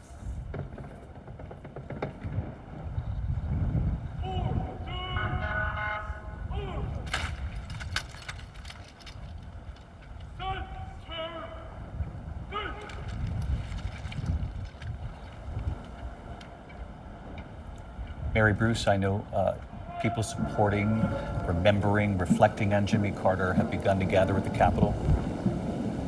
They have, David. We are starting to see some members of the public here, well bundled up members of the public here out in the snow, hoping to catch a glimpse of today's events. The honor guard is also now starting to line up on the steps here behind us, the east front of the Capitol. And we have seen some dignitaries starting to arrive as well. A short while ago, the Vice President, Kamala Harris, her motorcade pulling up. She, of course, is going to be delivering one of the eulogies we will hear later this afternoon. And of course, we know from Jimmy Carter's grandson that Carter had told him that he wanted to live long enough so that he could cast his vote for her in the last election, a wish he was able to fulfill. And what a remarkable moment that must have been for someone who spent so much of his life fighting for racial justice to have the chance to cast his ballot for what he was hoping would have been the first black woman president. We will also be hearing today remembrances and remarks from congressional leaders. Republican leader John Thune of the Senate, House Speaker Mike Johnson will also be speaking. And we have been talking about what an outsider Jimmy Carter was, and that extended as well to his relationship with Congress.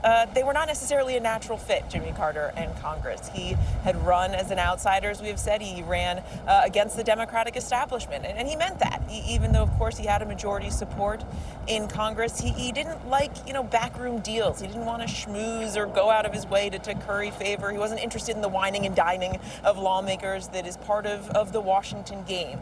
He wasn't going to play that game, and it meant that there were moments of conflict with members of his own party here in Washington. He did, of course, have some big legislative achievements. Of course, his energy policy, in many ways, he was ahead of his time. He did also, of course, create the Departments of Energy and Education. And David, we will hear shortly as the casket arrives here and makes its way up to the Capitol Rotunda. We will also see some of the living survivors of his administration, including the Secretaries of Treasury, Labor, Health, and Education, those who worked so closely with Jimmy Carter, David. He did outlive many members of his cabinet. It's been so long since the Carter administration. Mary, thank you for pointing out those who will be here to remember the president. We should mention to those of you at home, because I've asked our control room, how much can we actually hear from the room? I'm just going to let this play for you at home. The nat sound, as we call it, the natural sound of the United States Army Band. We're not getting a very loud sort of feed of volume, if you will, but I wanted you to hear it for yourself here for a moment.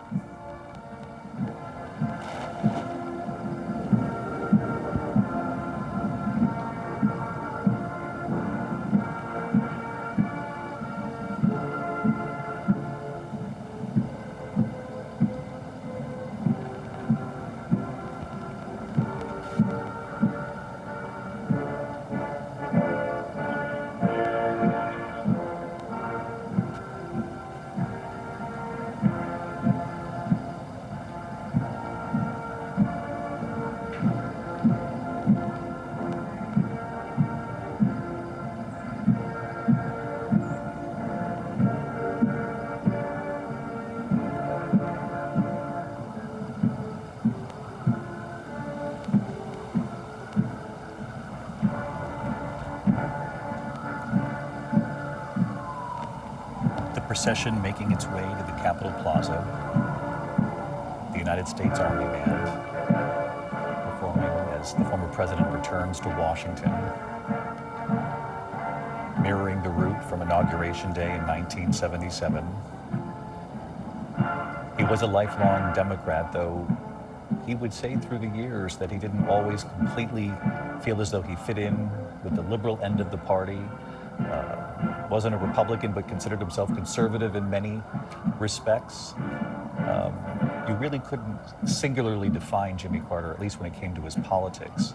Although Mary Bruce makes a very good point here that in recent months he was determined to survive through the election so that he'd have a chance to vote for the first woman of color running for president, Vice President Kamala Harris.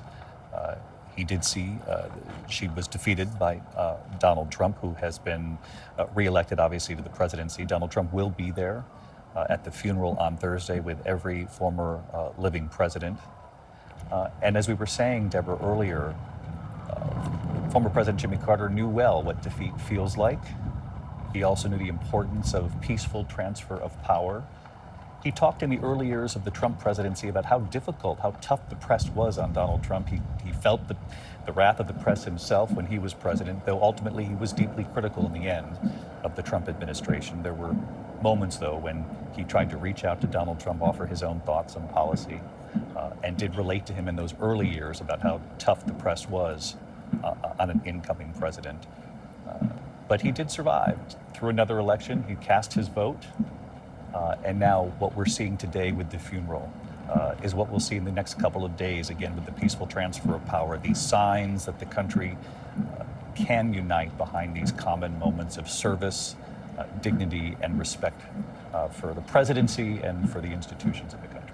He knew how complex change could be coming from the South as somebody who had to navigate that world. I mean, he was a conservative Democrat, and they called them blue dog Democrats back in those days. And he had to deal with people who were racist, even in his own family. But yet he also had a moral sense of what was right. And he knew that, but he knew that you had to sort of almost do a dance. He was not a big activist in civil rights, as we talked about earlier, but he also had a conscience and had a good feeling about what we needed to do in this country. So I think if anybody kind of understood what that world of of the complexity of politics was all about, Jimmy Carter did. He had to live it. He had to deal with it in the South if he was going to win. He knew how to sort of make those deals in a very open way, but also one that suited his conscience. And he was not going to go back on that, but yet he had to deal with that in the world of politics. And I think that was something he uniquely understood, David. Pierre Thomas, as Deborah points out, not outwardly an activist, but very clearly a politician and an elected president with a plan once he got into the White House. And he did make history with the number of appointments when it came to women and to people of color. And that was part of his legacy, making progress from presidents who had come before him, significant progress in that respect. And until the very end, talked about equality, that you can have equality and you can also have a very deep faith. Indeed, David, appointing more women and people of color, black people, to the bench than any presidents before him combined. And David, as a son of the South, I can recall my parents talking about Jimmy Carter as a person from the South and how he often didn't embrace civil rights in a way that was as robust as some people wanted him to, but they said he spoke of and to black people with a certain dignity and respect that they had not seen in some of the previous administrations. Also, David, a person of deep faith. The family often talked about how even after suffering defeat, that he was gracious and went on to serve and did not slide from the public consciousness, went on to serve in a very meaningful and powerful way, David. Pierre, thank you. Mary Jordan, I was really moved by Kim Fuller, Jimmy Carter's niece. First of all, taking the time to talk with us today during what is a deeply personal time for the family.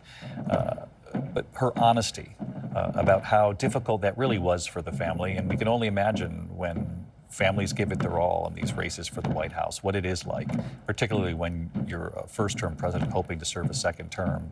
But to see the Carter family behind the hearse here today, returning to Washington all these years later, it must feel full circle for them and perhaps a bit of respect long overdue for a man who really was devoted to his country for many decades beyond the presidency. That's exactly what they think. And, you know, Kim Fuller, who was just on, Billy Carter's daughter, Jimmy Carter's niece, you know, she's now taking up Jimmy's role in the Maranatha Church, and she does Sunday school where her uncle used to do it. She's very well known in the community, and it was, you know, that town of 573 people, everyone knows everybody there, right? And so you have a new Secret Service agent in town and the phones start ringing, you know? I mean, it's that kind of a small place where everyone knows everyone, including every single one of the Carters who are walking down Pennsylvania Avenue right now. I think they're very grateful that people got it, you know? They thought that people didn't understand their very, very, very bright father. You know, here's a guy who, he was a naval officer. He was a politician. He actually painted. There's something going on with ex-presidents painting. Yeah, I know. I wonder if we ever compared paintings with former President Bush. But he painted. I went into his workshop, and then he would sell the paintings and make money to build houses for poorer people. He did woodworking. He had this feeling that there was kind of nothing, if you put your mind to it, that you couldn't do. And he translated that to other people in his family and around the country. And I think that's why, even if, no matter what political party you're from, you kind of admire Rhett, right? I mean, No question. I mean, I think that the tally, the number in the end, because of the years and years of working with Habitat for Humanity, both Jimmy Carter and Rosalind Carter, that in the end, I think that he had touched some 4,400 homes himself with his tool belt, let alone the homes he helped build all over the country by just being part of that organization. That more than 4,000 homes he was there himself for the building of. And for those who are joining our coverage in progress here, ABC News Live coverage as the nation celebrates Jimmy Carter, Mary Jordan, the family has returned to Washington, the extended Carter family, but Jimmy Carter went home all these years. He lived in Plains, Georgia, in the same home that he and Rosalind had purchased before the presidency, a very small, humble, modest home. And I loved how you just said, when there's a new Secret Service agent in town, everybody knows, they pick up the phone, there's somebody new here. 500 people. I mean, that speaks volumes, and it's so unlike, and you know, without casting judgment, it's just so unlike what we see now in this country, to have a first couple return home to a tiny home and to be perfectly happy. And in fact, when they used to travel into Atlanta, they would stay on a Murphy bed.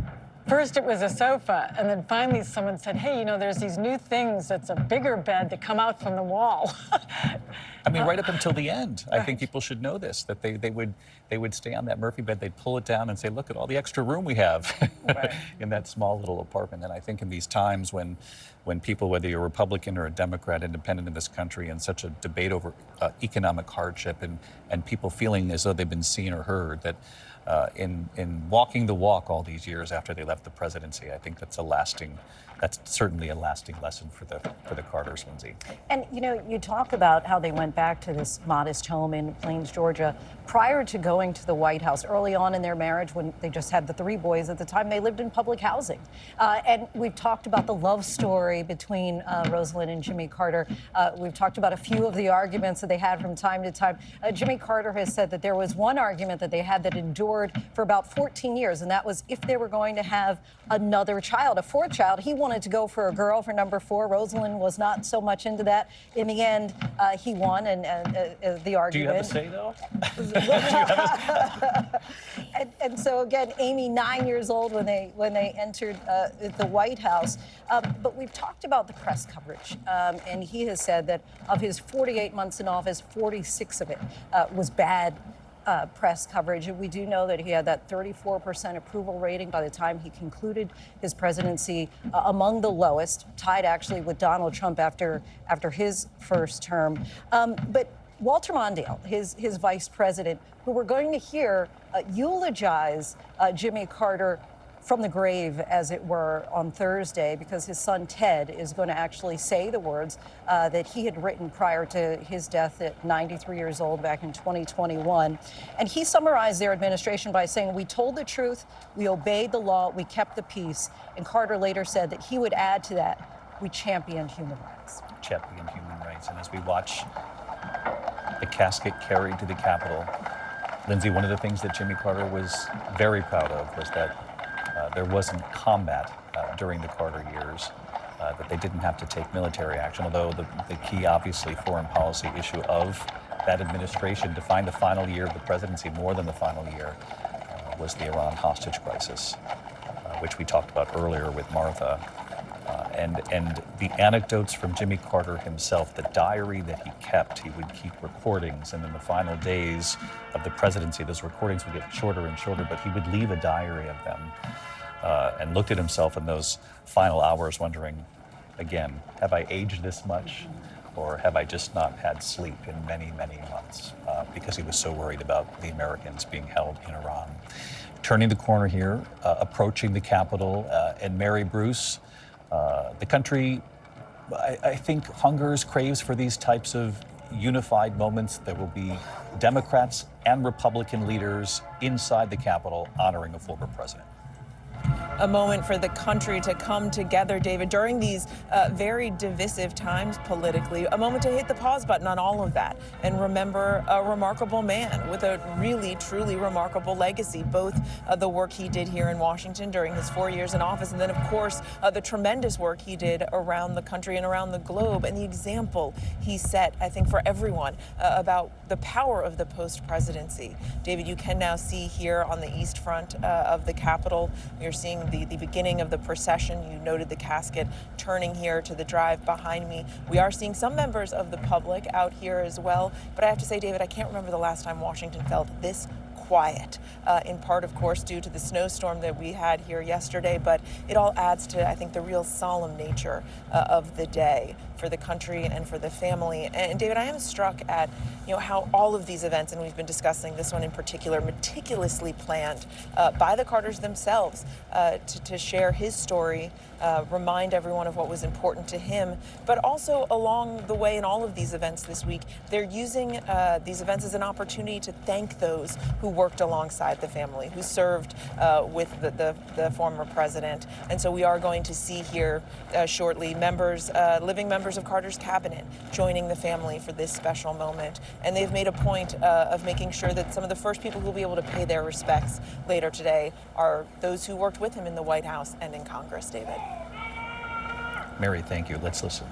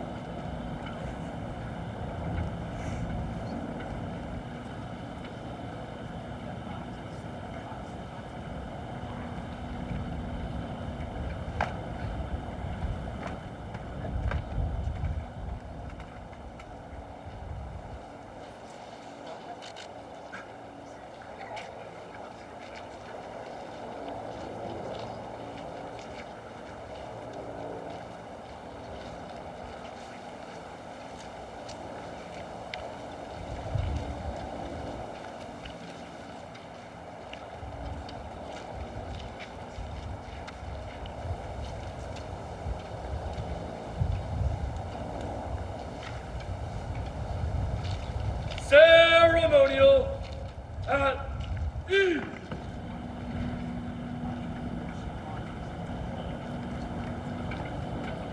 Ceremonial at ease.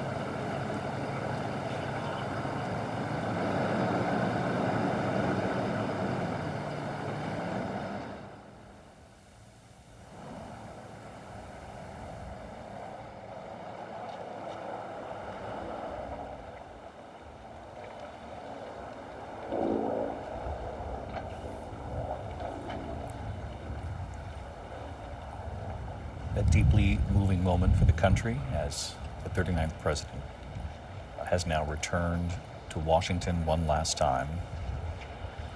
He will be remembered, he'll be honored by Democrats and Republicans just moments from now inside the Capitol.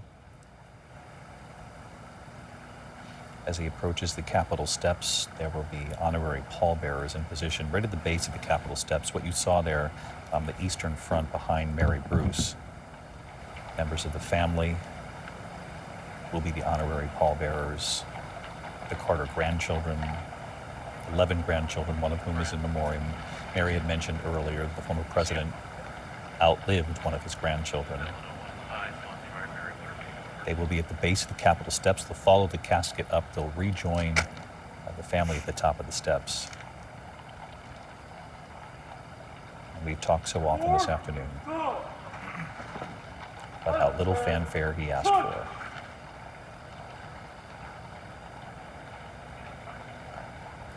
But he'll get a salute one more time.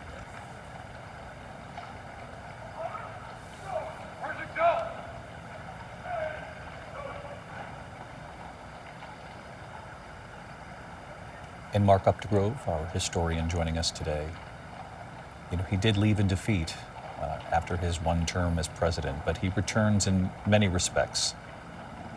Certainly in his humanitarian work, he returns a hero.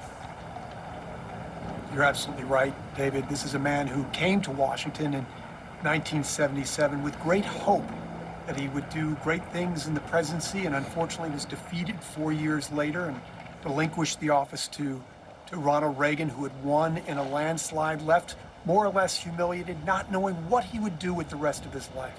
Really went back to Plains, Georgia, and didn't know what the next chapter of his life would hold. And now he comes back to Washington upon his death triumphantly, with the nation and the world really celebrating this remarkable legacy of humanitarianism. He had a 44-year post-presidency, the longest post-presidency in American history, and certainly the most consequential and fruitful, for which he would be the winner of the Nobel Peace Prize in 2002. So this is a triumph for Jimmy Carter and a reflection of his enormous legacy.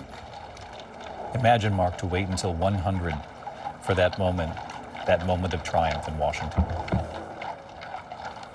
Yeah, it's quite remarkable, and he was proud, so proud of the work that he did with the Carter Center, the nonprofit organization that he established in 1982, about a year and a half after leaving the presidency. That's where he found true meaning. That's where he found purpose in his life.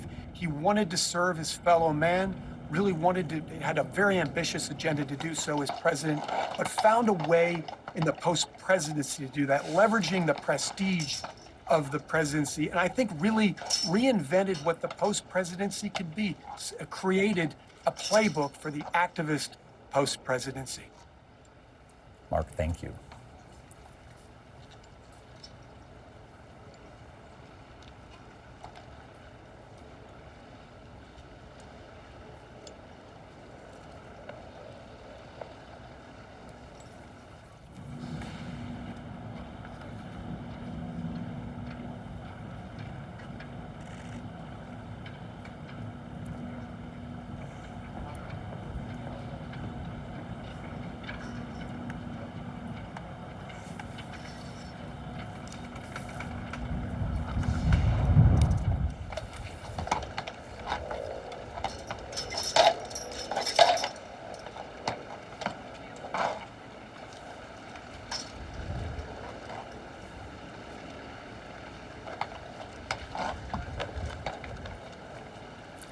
This has been a long journey back to Washington, his one final trip back to D.C.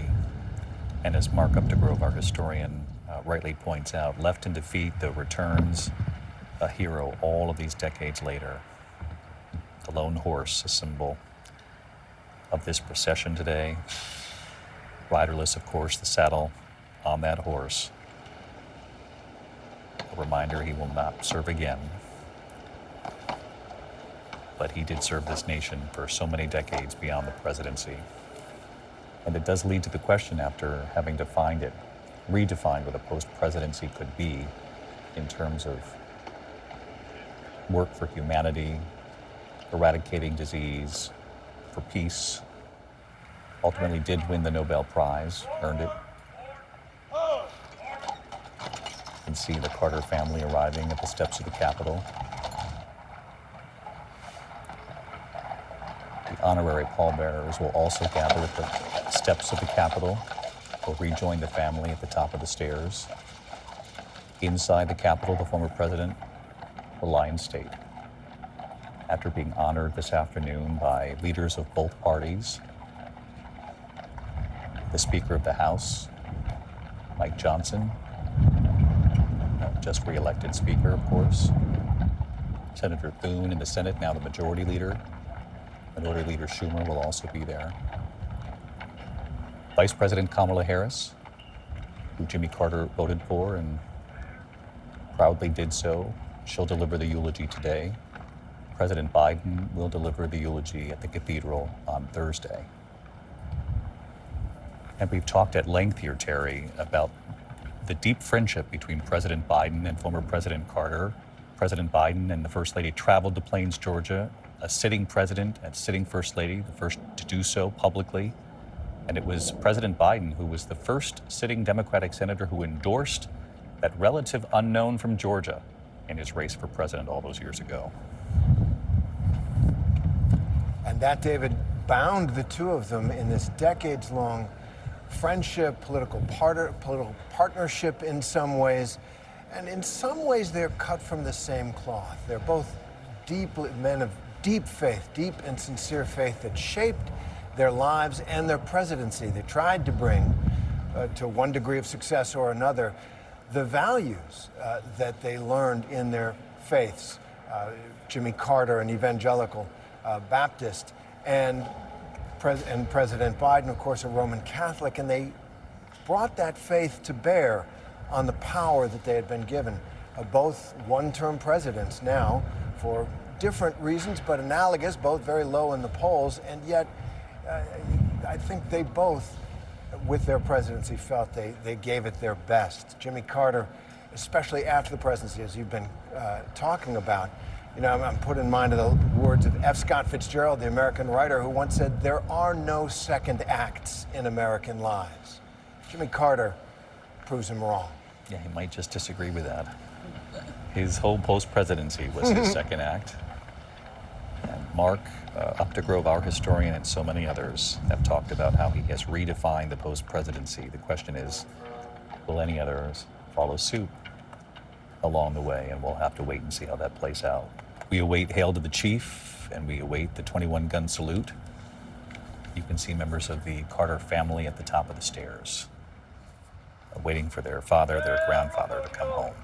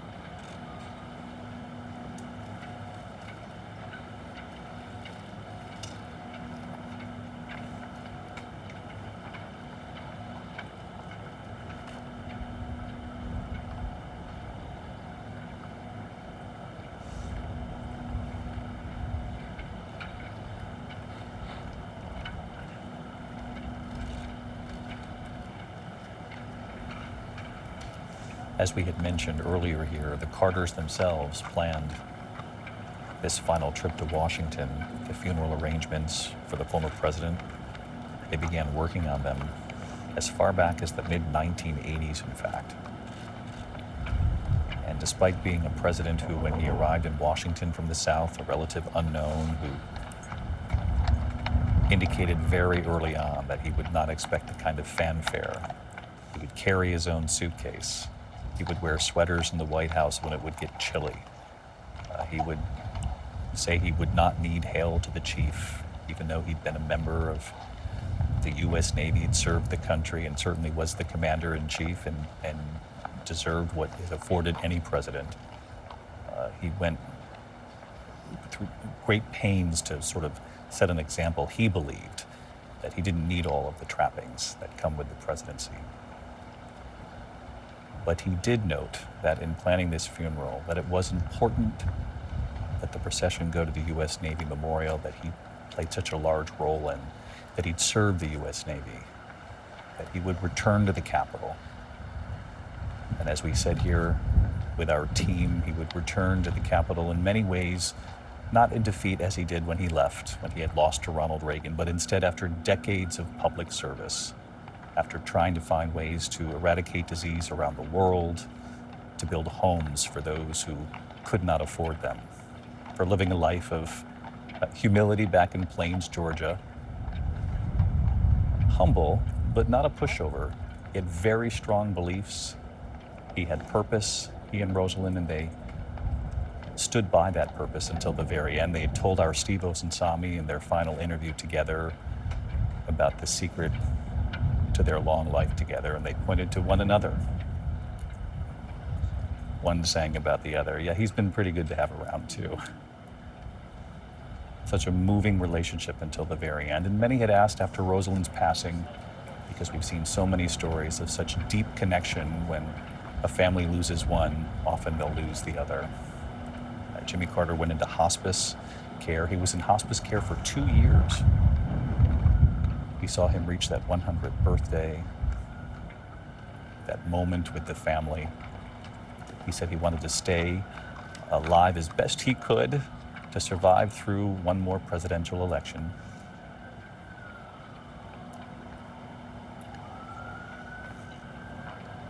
Hoping to cast his ballot, and he did. He voted for the Vice President, Kamala Harris, who will deliver the eulogy here once he is brought up the steps of the Capitol, inside of the Rotunda. Republican leaders will deliver a eulogy as well. Mike Johnson, John Thune. And John Carl, I would think this bipartisan moment would be something that Jimmy Carter would also be proud of, certainly in these very polarizing times. No doubt about it. You know, Mary Bruce mentioned he wasn't a Democratic insider. He was hard to pin down ideologically. There were things on which he was quite liberal. There were things where he was policies where he was quite conservative, and he kind of came to Washington similar in a way. This is going to sound strange, but to the way Donald Trump came into Washington as an absolute outsider who began his campaign in a way running against his own party, saying that we needed to get beyond the insiders in both parties. So to be here and to be honored by leading Democrats and leading Republicans is just another measure of how far Jimmy Carter has journeyed since his short 4 years in the White House nearly a half century ago. And John, you make a great point, because outsiders are often find a decent reception with the American people. That's the time when the political lines can be blurred. The parties sometimes can melt a bit if you're delivering a message of being on the outside, that you're going to shake things up in Washington, that it's time that lawmakers in Washington hear, see, feel the American people. And in many ways, though they came from very different socioeconomic backgrounds, there was a similar message in that. There really was, and I have to say another thing as I watch this incredible ceremony is I think about the resiliency of Jimmy Carter. We've talked about his humility, but he was a deeply ambitious man who suffered setback after setback and continued to push forward. You know, this is a guy that his boyhood home had no electricity, no running water, no heat except what came out of the stove in the kitchen and the open fireplace, and dreamed of getting into the Naval Academy. And as we heard earlier, didn't get in the first time around, tried again, got in. Somebody in a similarly audacious fashion decided to run for governor of Georgia and lost. Came back and won. Got elected to the presidency, had setback after setback, a crushing defeat in 1980. A defeat, by the way, that was magnified again in 1984 when Ronald Reagan was reelected, defeating Jimmy Carter's former vice president. And that campaign, in a way, was run against Jimmy Carter again. As Carter said, as Reagan's message was, it's morning in America again. In other words, we don't want to go back to 4 years ago, to what we had under Jimmy Carter. And then he does all he does in his post-presidency. And one of my memories of being with him personally was being actually at a Jimmy Carter press conference, David. Not in the White House, but in almost exactly 10 years ago when he was diagnosed with melanoma that had spread, cancer that had spread to his brain. And it was believed he had a matter of maybe just weeks to live, but he held a press conference at the Carter Center in Atlanta, and I asked him to assess his life, his post-presidency versus the time he spent in the White House, and he told me that there's no question being president was the pinnacle of his political career, but he felt that his time as an ex-president doing the humanitarian work that he had done was far more meaningful to him because he had traveled to so many places around the globe and had close personal contact with so many people who he was dedicated his life to helping. The kind of personal impact you can never have as a president of the United States. There in some of the most remote and neediest places on the planet. But he was diagnosed with possibly just having weeks to live, and he lived another decade where he continued that work at the Carter Center. Improbably, with the experimental treatment, beats the cancer, is cancer-free. And then finally, to think that this is somebody who went into hospice 2 years ago? Who lives for 2 years in hospice? He was a deeply ambitious man who did not let setbacks bring him down. And as Rosalind said of him, he is somebody who is miserable, she said of her husband. He's miserable if he is not doing something. It was that constant activity, that constant desire to achieve that I think, perhaps more than anything, defines the life of Jimmy Carter. No question about that, John. And John describes this press conference, Mary, where the former president talks about having brain cancer and quite possibly terminal brain cancer, and offered answers in a very matter-of-fact way. He returned to Sunday school just a couple of days later to continue teaching Sunday school. And I think what John Carl just laid out is something we've been talking about all afternoon here, which is the power of Jimmy Carter's life, the true power, beyond the presidency. The lessons were really taught in the post-presidency. And in a country where people are living longer, we're all watching as family members face health battles, how to do it with dignity and grace and with hope that you're going to get through it and live for many more years, and how to keep relationships alive and to remain devoted to your loved ones and to your family. And in all of those most important of ways, Jimmy Carter taught us. You're absolutely right. It's so interesting what you just said, because there was this thing about Jimmy Carter that just comforted people. And maybe it was when we all thought he was dying, he was at peace with it. That was a big moment. I remember many people who were sick were like, okay, all right, well, you're dying, you know, and this guy believes. There was just something about the comfort level that he brought in difficult moments. And about 20 years ago, I was with him in Nicaragua. You know, he was always on some mission, either humanitarian or monitoring elections. And he was wearing jeans and kind of a faded shirt. And Rosalind's there because she always took notes at the meetings. They were always a duo. And then somebody said, you know, the president of Nicaragua wants to come and see you. And Rosalind said, you know, you really should dress up a little bit more. And so he borrowed a jacket from somebody. Of course, it didn't really fit. You know, he traveled with a small bag, deeply complicated man, right? He was very sure that he was smart and right. He was also very simple and humble, and he didn't like fancy things. But he did love that he got to not just be president, but he got to go to Nicaragua, meet world leaders, help poor people, and then in his last days, tell people about hospice, tell people about his faith, that one of the reasons he was comfortable with dying was that he knew there was something next. And no regrets. And he talked about, when asked questions, probably by you and other reporters in those final years at those various stages of real health battles, that he was saddened only that he wouldn't be able to see loved ones here, but that he knew there was something beyond. And Steve Osatsami, you reported on Jimmy Carter so many times, so many of these moments where we all collectively sort of took a breath wondering, will this be the final setback? And he came back every single time.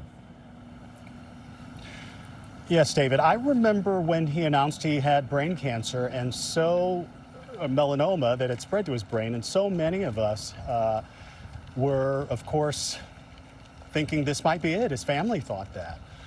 This is a man who had brain surgery. He beat that. There were a number of illnesses. There were falls where he was hospitalized and he would be rushed to Emory University Hospital in Atlanta. We thought, okay, this is the end. There were so many instances, and I want to share sort of an interesting story. You know, these preparations, this state funeral that we're seeing right now, these plans have been in the works for many, many, many years, and they've been adjusted over the years as the Carters have grown older and had different wishes. And one of the things I would say is that, you know, it was very interesting. There were times where we would think that he was sick or hear that he was sick, and he would be hospitalized. There would be rumors of his demise. And then Jimmy Carter, in his way, a week later, would be at a parade. And there would be a picture of him waving to cameras. And I used to tell our people, that's Jimmy Carter telling us that I'm still here. That's Jimmy Carter and Rosalind telling us all that we're still fine. Time after time after time, he beat back illness. We were hearing reports that he had an illness recently as in the month of November. And here he was still weeks later with us. So there was something about this man that he had a strength in him. And, you know, we've talked about so many families across America having gone through this. My own family having someone in hospice care. Jimmy Carter held on for a long, long time, and he obviously is a very strong man. Thank you, Steve. The family is here at the Capitol at the steps. And let's listen.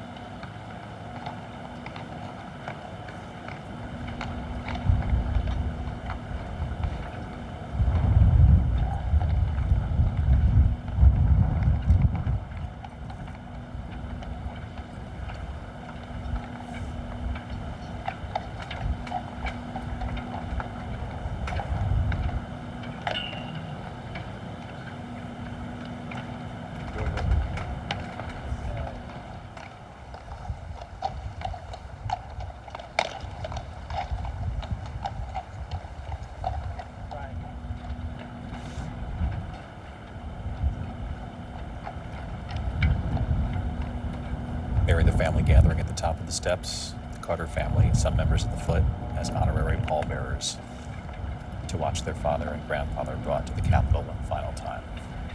And I think you'll see some members of Congress who've made the pilgrimage down to Plains to see him come out soon. Many people called him on the phone in his final years, and many people went down to just hang out with him, including Nancy Pelosi, who went down there when she was, in a big, difficult moment in the House when she was the majority leader. She went down, she said to him, I thought I was only going to be here for an hour, but I'm just kind of mesmerized by this place, and I'd like to stay and see you at your Baptist church. Is that okay? And so she went there, and she spent time there, and I'm sure you'll be seeing her today and through the funeral on Thursday, too. Many, many people, including some in the Biden administration. The National Security Advisor for Obama, Tom Donilon, was the one who organized his convention in '76. Many people got their start in politics. Senator Warner was an intern for Jimmy Carter right out of law school. You'll see all of them come out, many of them now lawmakers, senators, members of Congress, cabinet members, high-ranking government officials. A lot of Washington actually was inspired by America's a good country and they deserve good leaders. That was his motto at the time in '76, in post-Watergate time. I won't tell a lie, you can trust me. It was a campaign.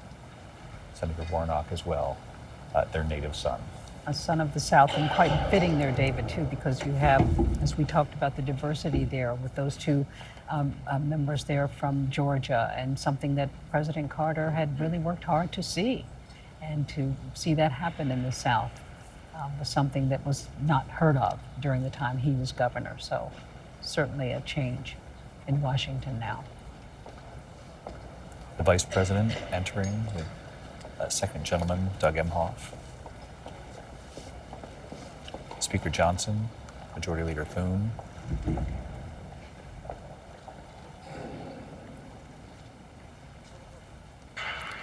We will hear from all of them in what has become these extraordinarily rare moments in modern American times, where you hear from both sides of the aisle, Mary, in a moment of honoring a life of service. Boy, that light is spectacular in that room, and you know, just there is some warm feeling. Maybe it's that beautiful light. Maybe it's that there's Republicans and Democrats, and they're not yelling at each other. There's just something very striking about the look and feel of that room right now.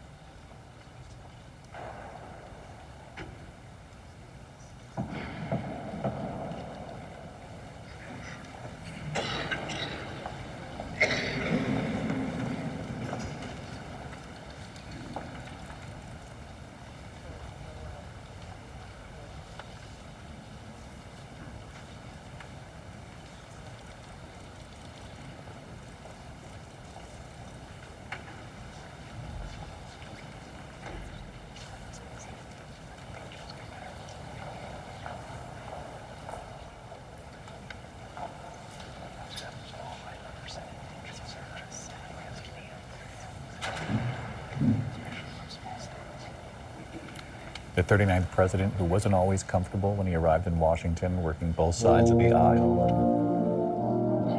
trying to push through his agenda politically, now returns to be honored by both sides of the aisle and both parties in Washington.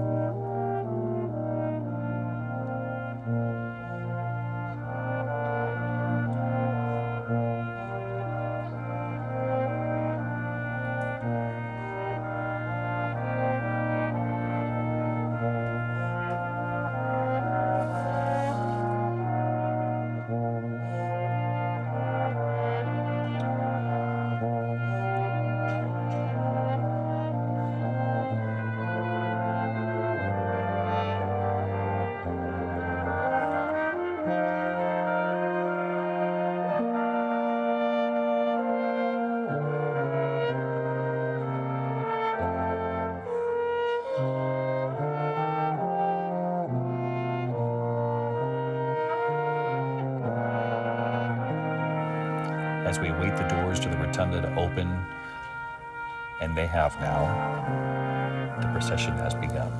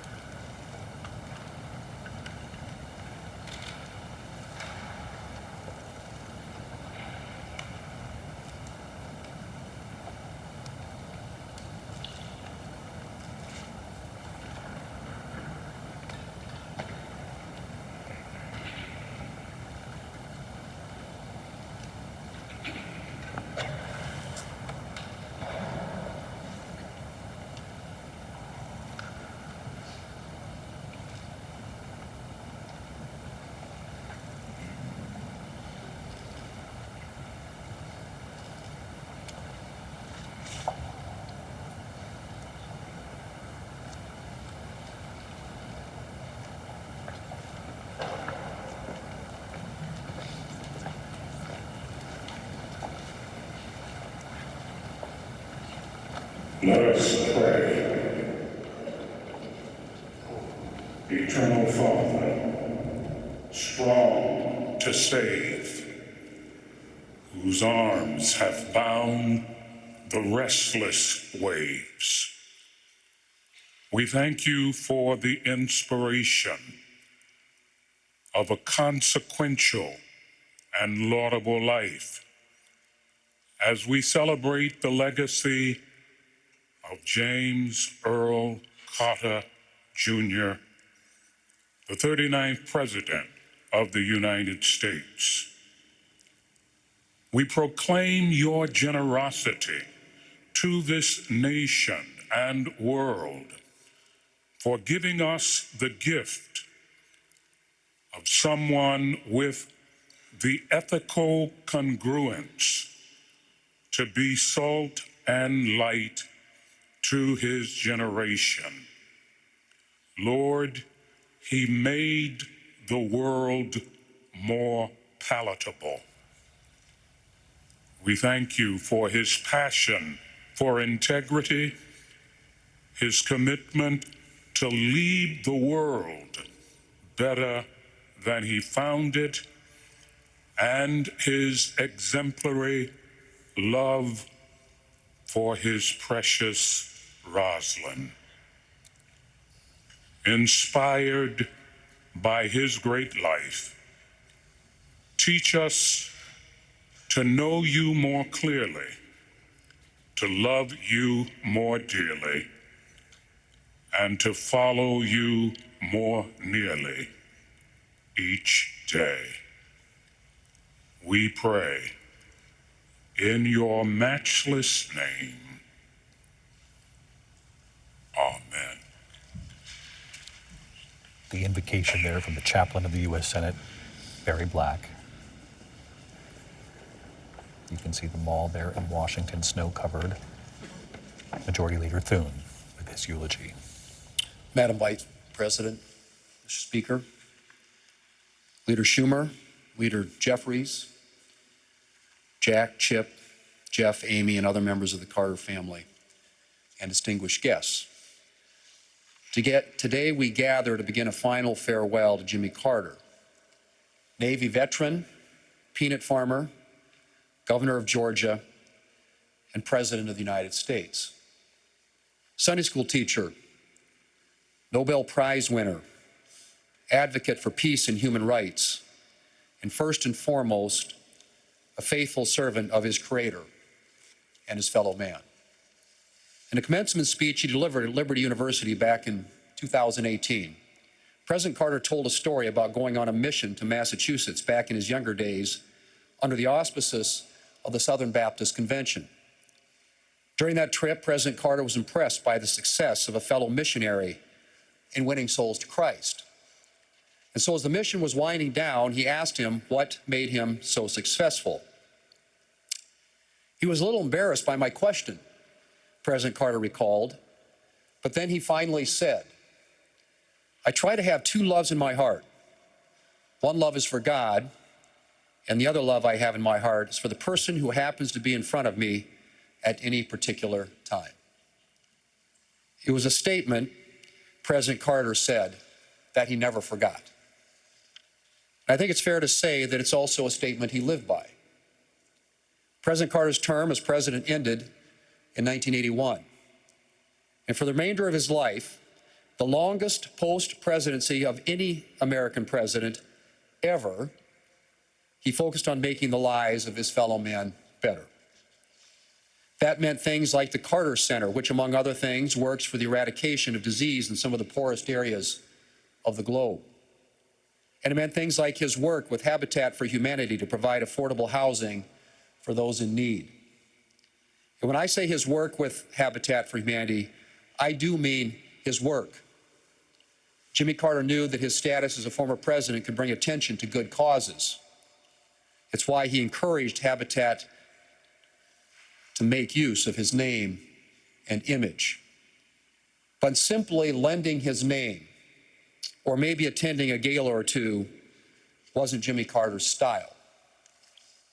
He was here to get down in the weeds and the dirt And he did that literally on numerous habitat builds, including one back in 1994 in Eagle Butte in my home state of South Dakota. Well into his 90s, he could be found with his hard hat and tools on construction sites doing the practical work required to get families into homes. The Son of Man did not come to be served, but to serve. And Jimmy Carter did his very best to live according to the calling of his Lord and Savior. Today, I join all Americans in mourning President Carter and remembering his example. But I rejoice in the thought that he, together with his beloved wife, Rosalind, is now before the face of his Father.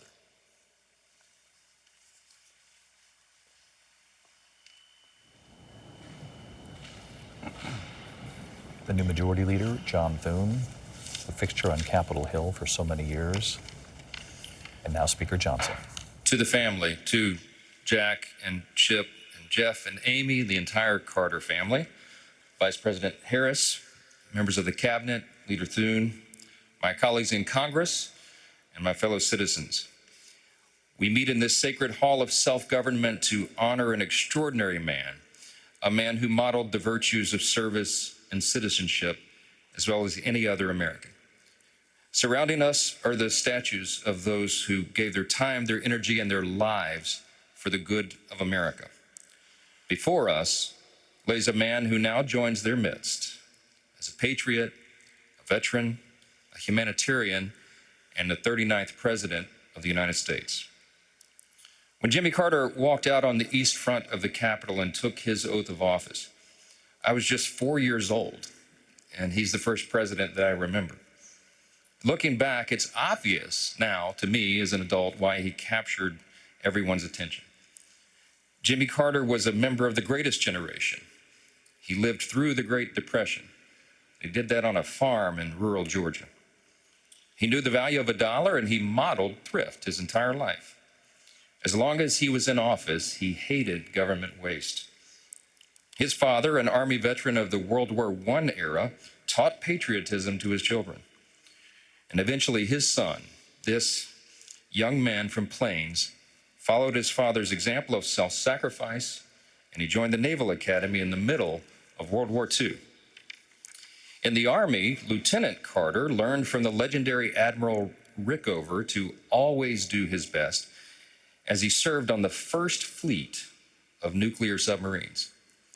It's telling that today the USS Jimmy Carter, a top-secret attack submarine, now roams the oceans, bearing the name of the only president who served in such close quarters. President Carter's life, his selfless service, his fight against cancer, and his lasting contributions to his fellow man are all truly remarkable. Whether he was in the White House or in his post-presidential years, as was discussed, President Carter was willing to roll up his own sleeves to serve and get the job done. We all know about his work with Habitat for Humanity, and that was mentioned. And the origin story goes that it was in 1984, when he first became aware of the work. He was in New York for a friend's anniversary. Millard Fuller, the founder of the fledgling charity at the time, called President Carter and asked if he wanted to visit a site in Brooklyn during his trip. President Carter agreed, and he found his way down to the Lower East Side. Standing on the roof of a dilapidated building, he looked out on the wealth of Wall Street to the south and to the power of Midtown Manhattan to the north. And then he looked down, and he saw an image he'd never forget. An elderly woman cooking breakfast over an open fire in the rubble of the building, there in the heart of the richest city in the world.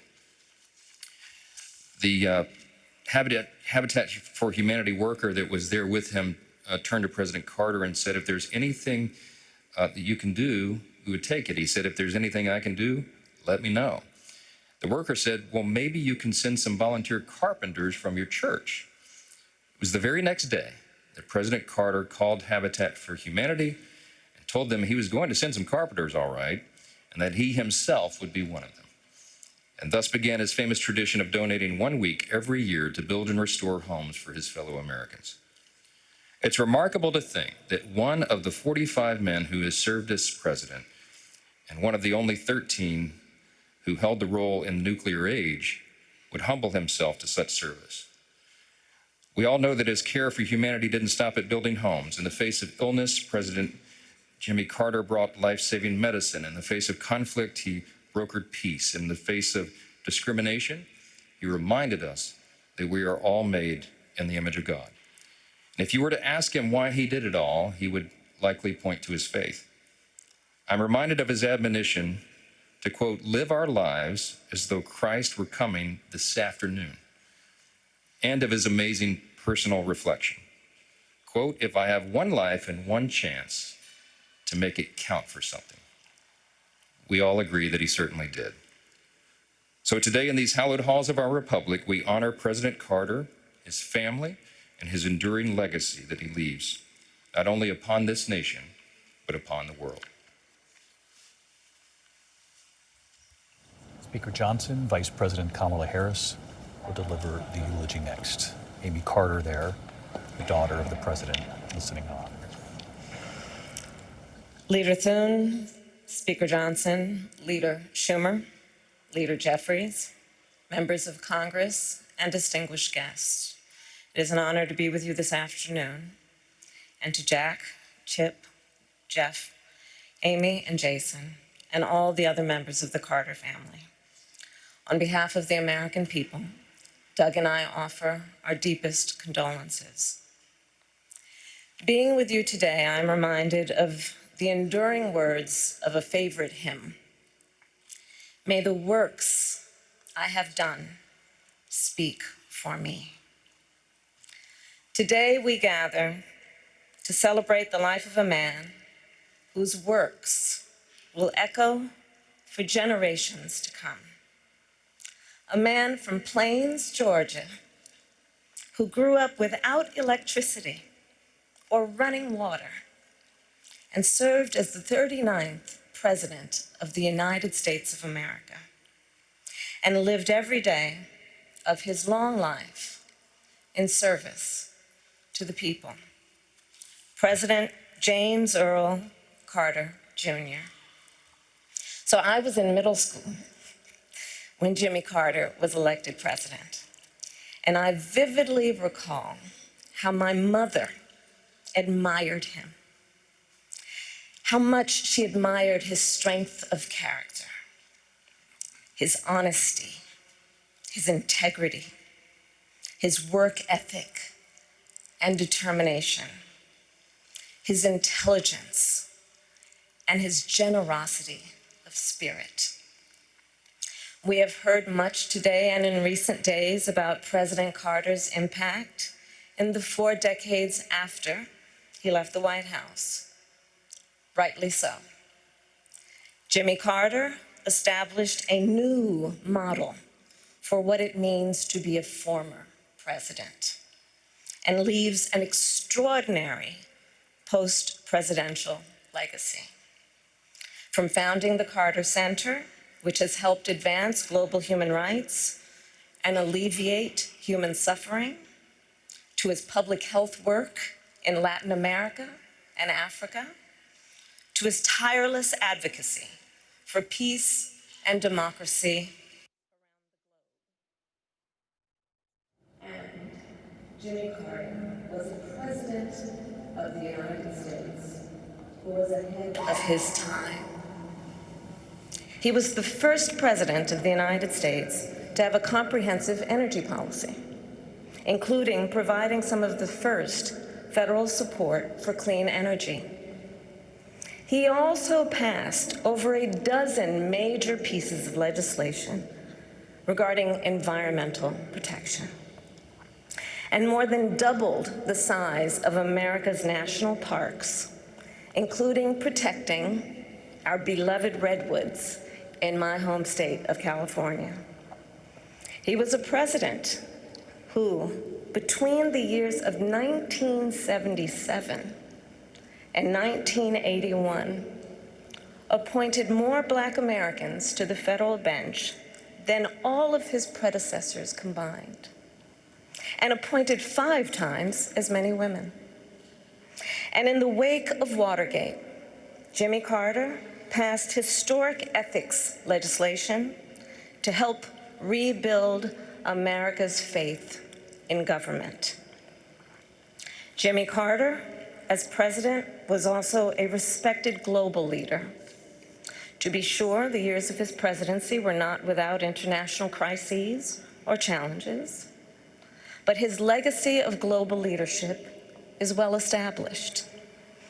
In Asia, he instituted full diplomatic relations with China, which he would later call one of the most historically significant accomplishments of his presidency. And his legacy lives on in the Middle East because, do recall, in the decades before Jimmy Carter became president, Israel and Egypt had been at war numerous times.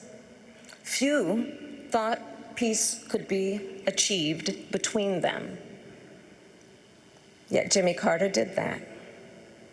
Through his persistence and perseverance, through his unshakable belief in the power of American diplomacy, he secured the Camp David Accords, one of the most significant and durable peace treaties since World War II.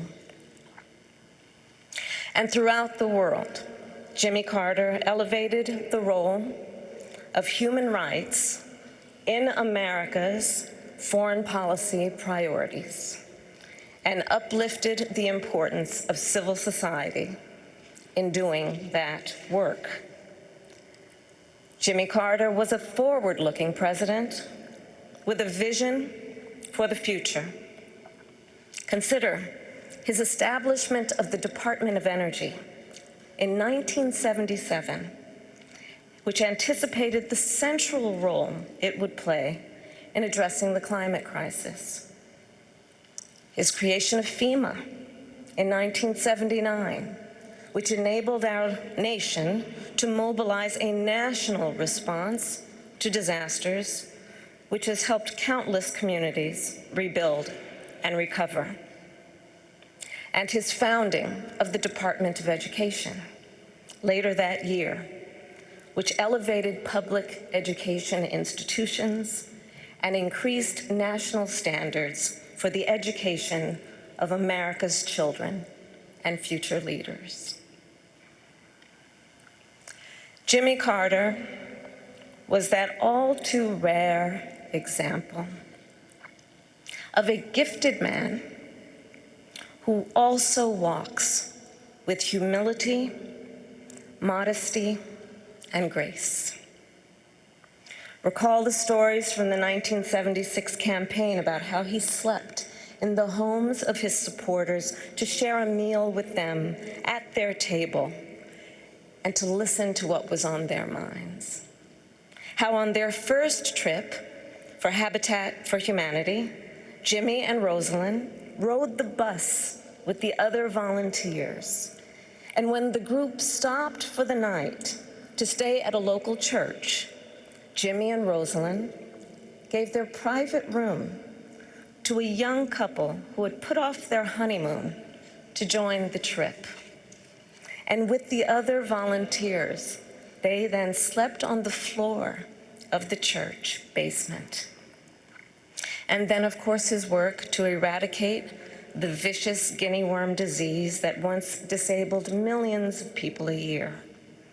It was one of the Carter Center's greatest triumphs. And Jimmy Carter, of course, given his nature, attributed its success not to his own leadership, but to the thousands of everyday Africans who were on the ground doing the work. Throughout his life and career, Jimmy Carter retained a fundamental decency and humility. James Earl Carter Jr. loved our country. He lived his faith, he served the people, and he left the world better than he found it. And in the end, Jimmy Carter's work and those works speak for him, louder than any tribute we can offer.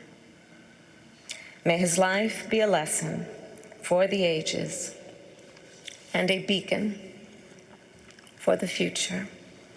May God bless President Jimmy Carter, and may God bless the United States of America. Vice President Kamala Harris and her eulogy for former President Jimmy Carter. A nod from Second Gentleman Doug Emhoff and Speaker Johnson there for the Vice President. Let's listen to the U.S. Navy Academy Glee Club.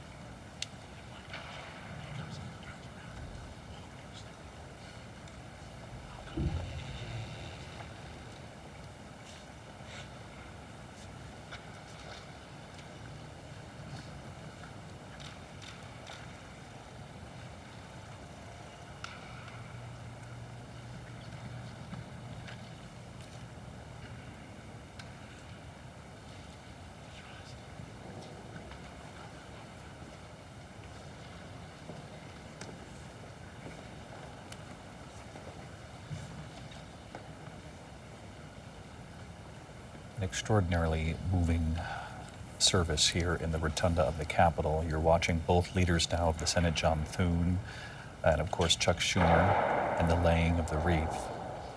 Speaker Johnson, House Minority Leader Hakeem Jeffries will then together do the same in a moment of bipartisanship in the Capitol. And then we'll watch the Vice President Kamala Harris and Second Gentleman Doug Emhoff do it as well, all in tribute to the 39th president. It's not lost on me that also in that room is a statue of Gerald Ford, the man who Jimmy Carter beat for the presidency in 1976. They became very close friends over the years. They were a symbol of bipartisanship moving forward and spoke of their friendship many times over the years. Jimmy Carter delivered the eulogy for Gerald Ford, so his statue is there in the Rotunda today as a nod to Jimmy Carter, their friendship, and reaching across the aisle.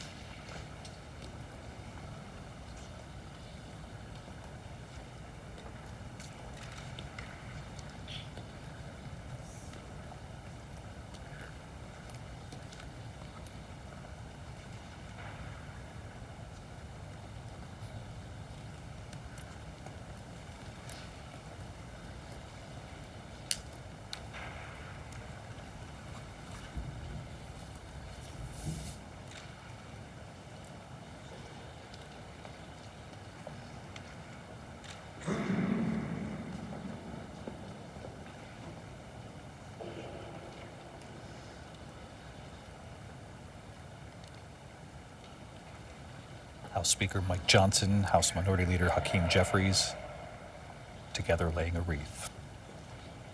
Again, a moment of solidarity in the nation's capital.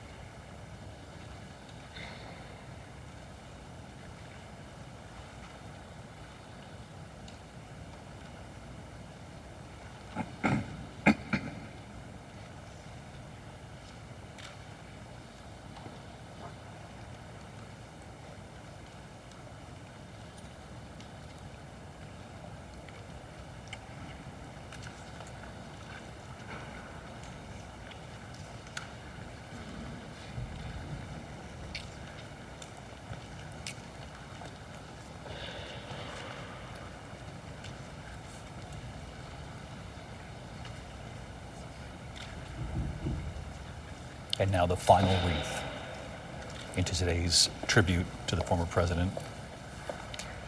Vice President Kamala Harris, Second Gentleman Doug Emhoff, paying their respects.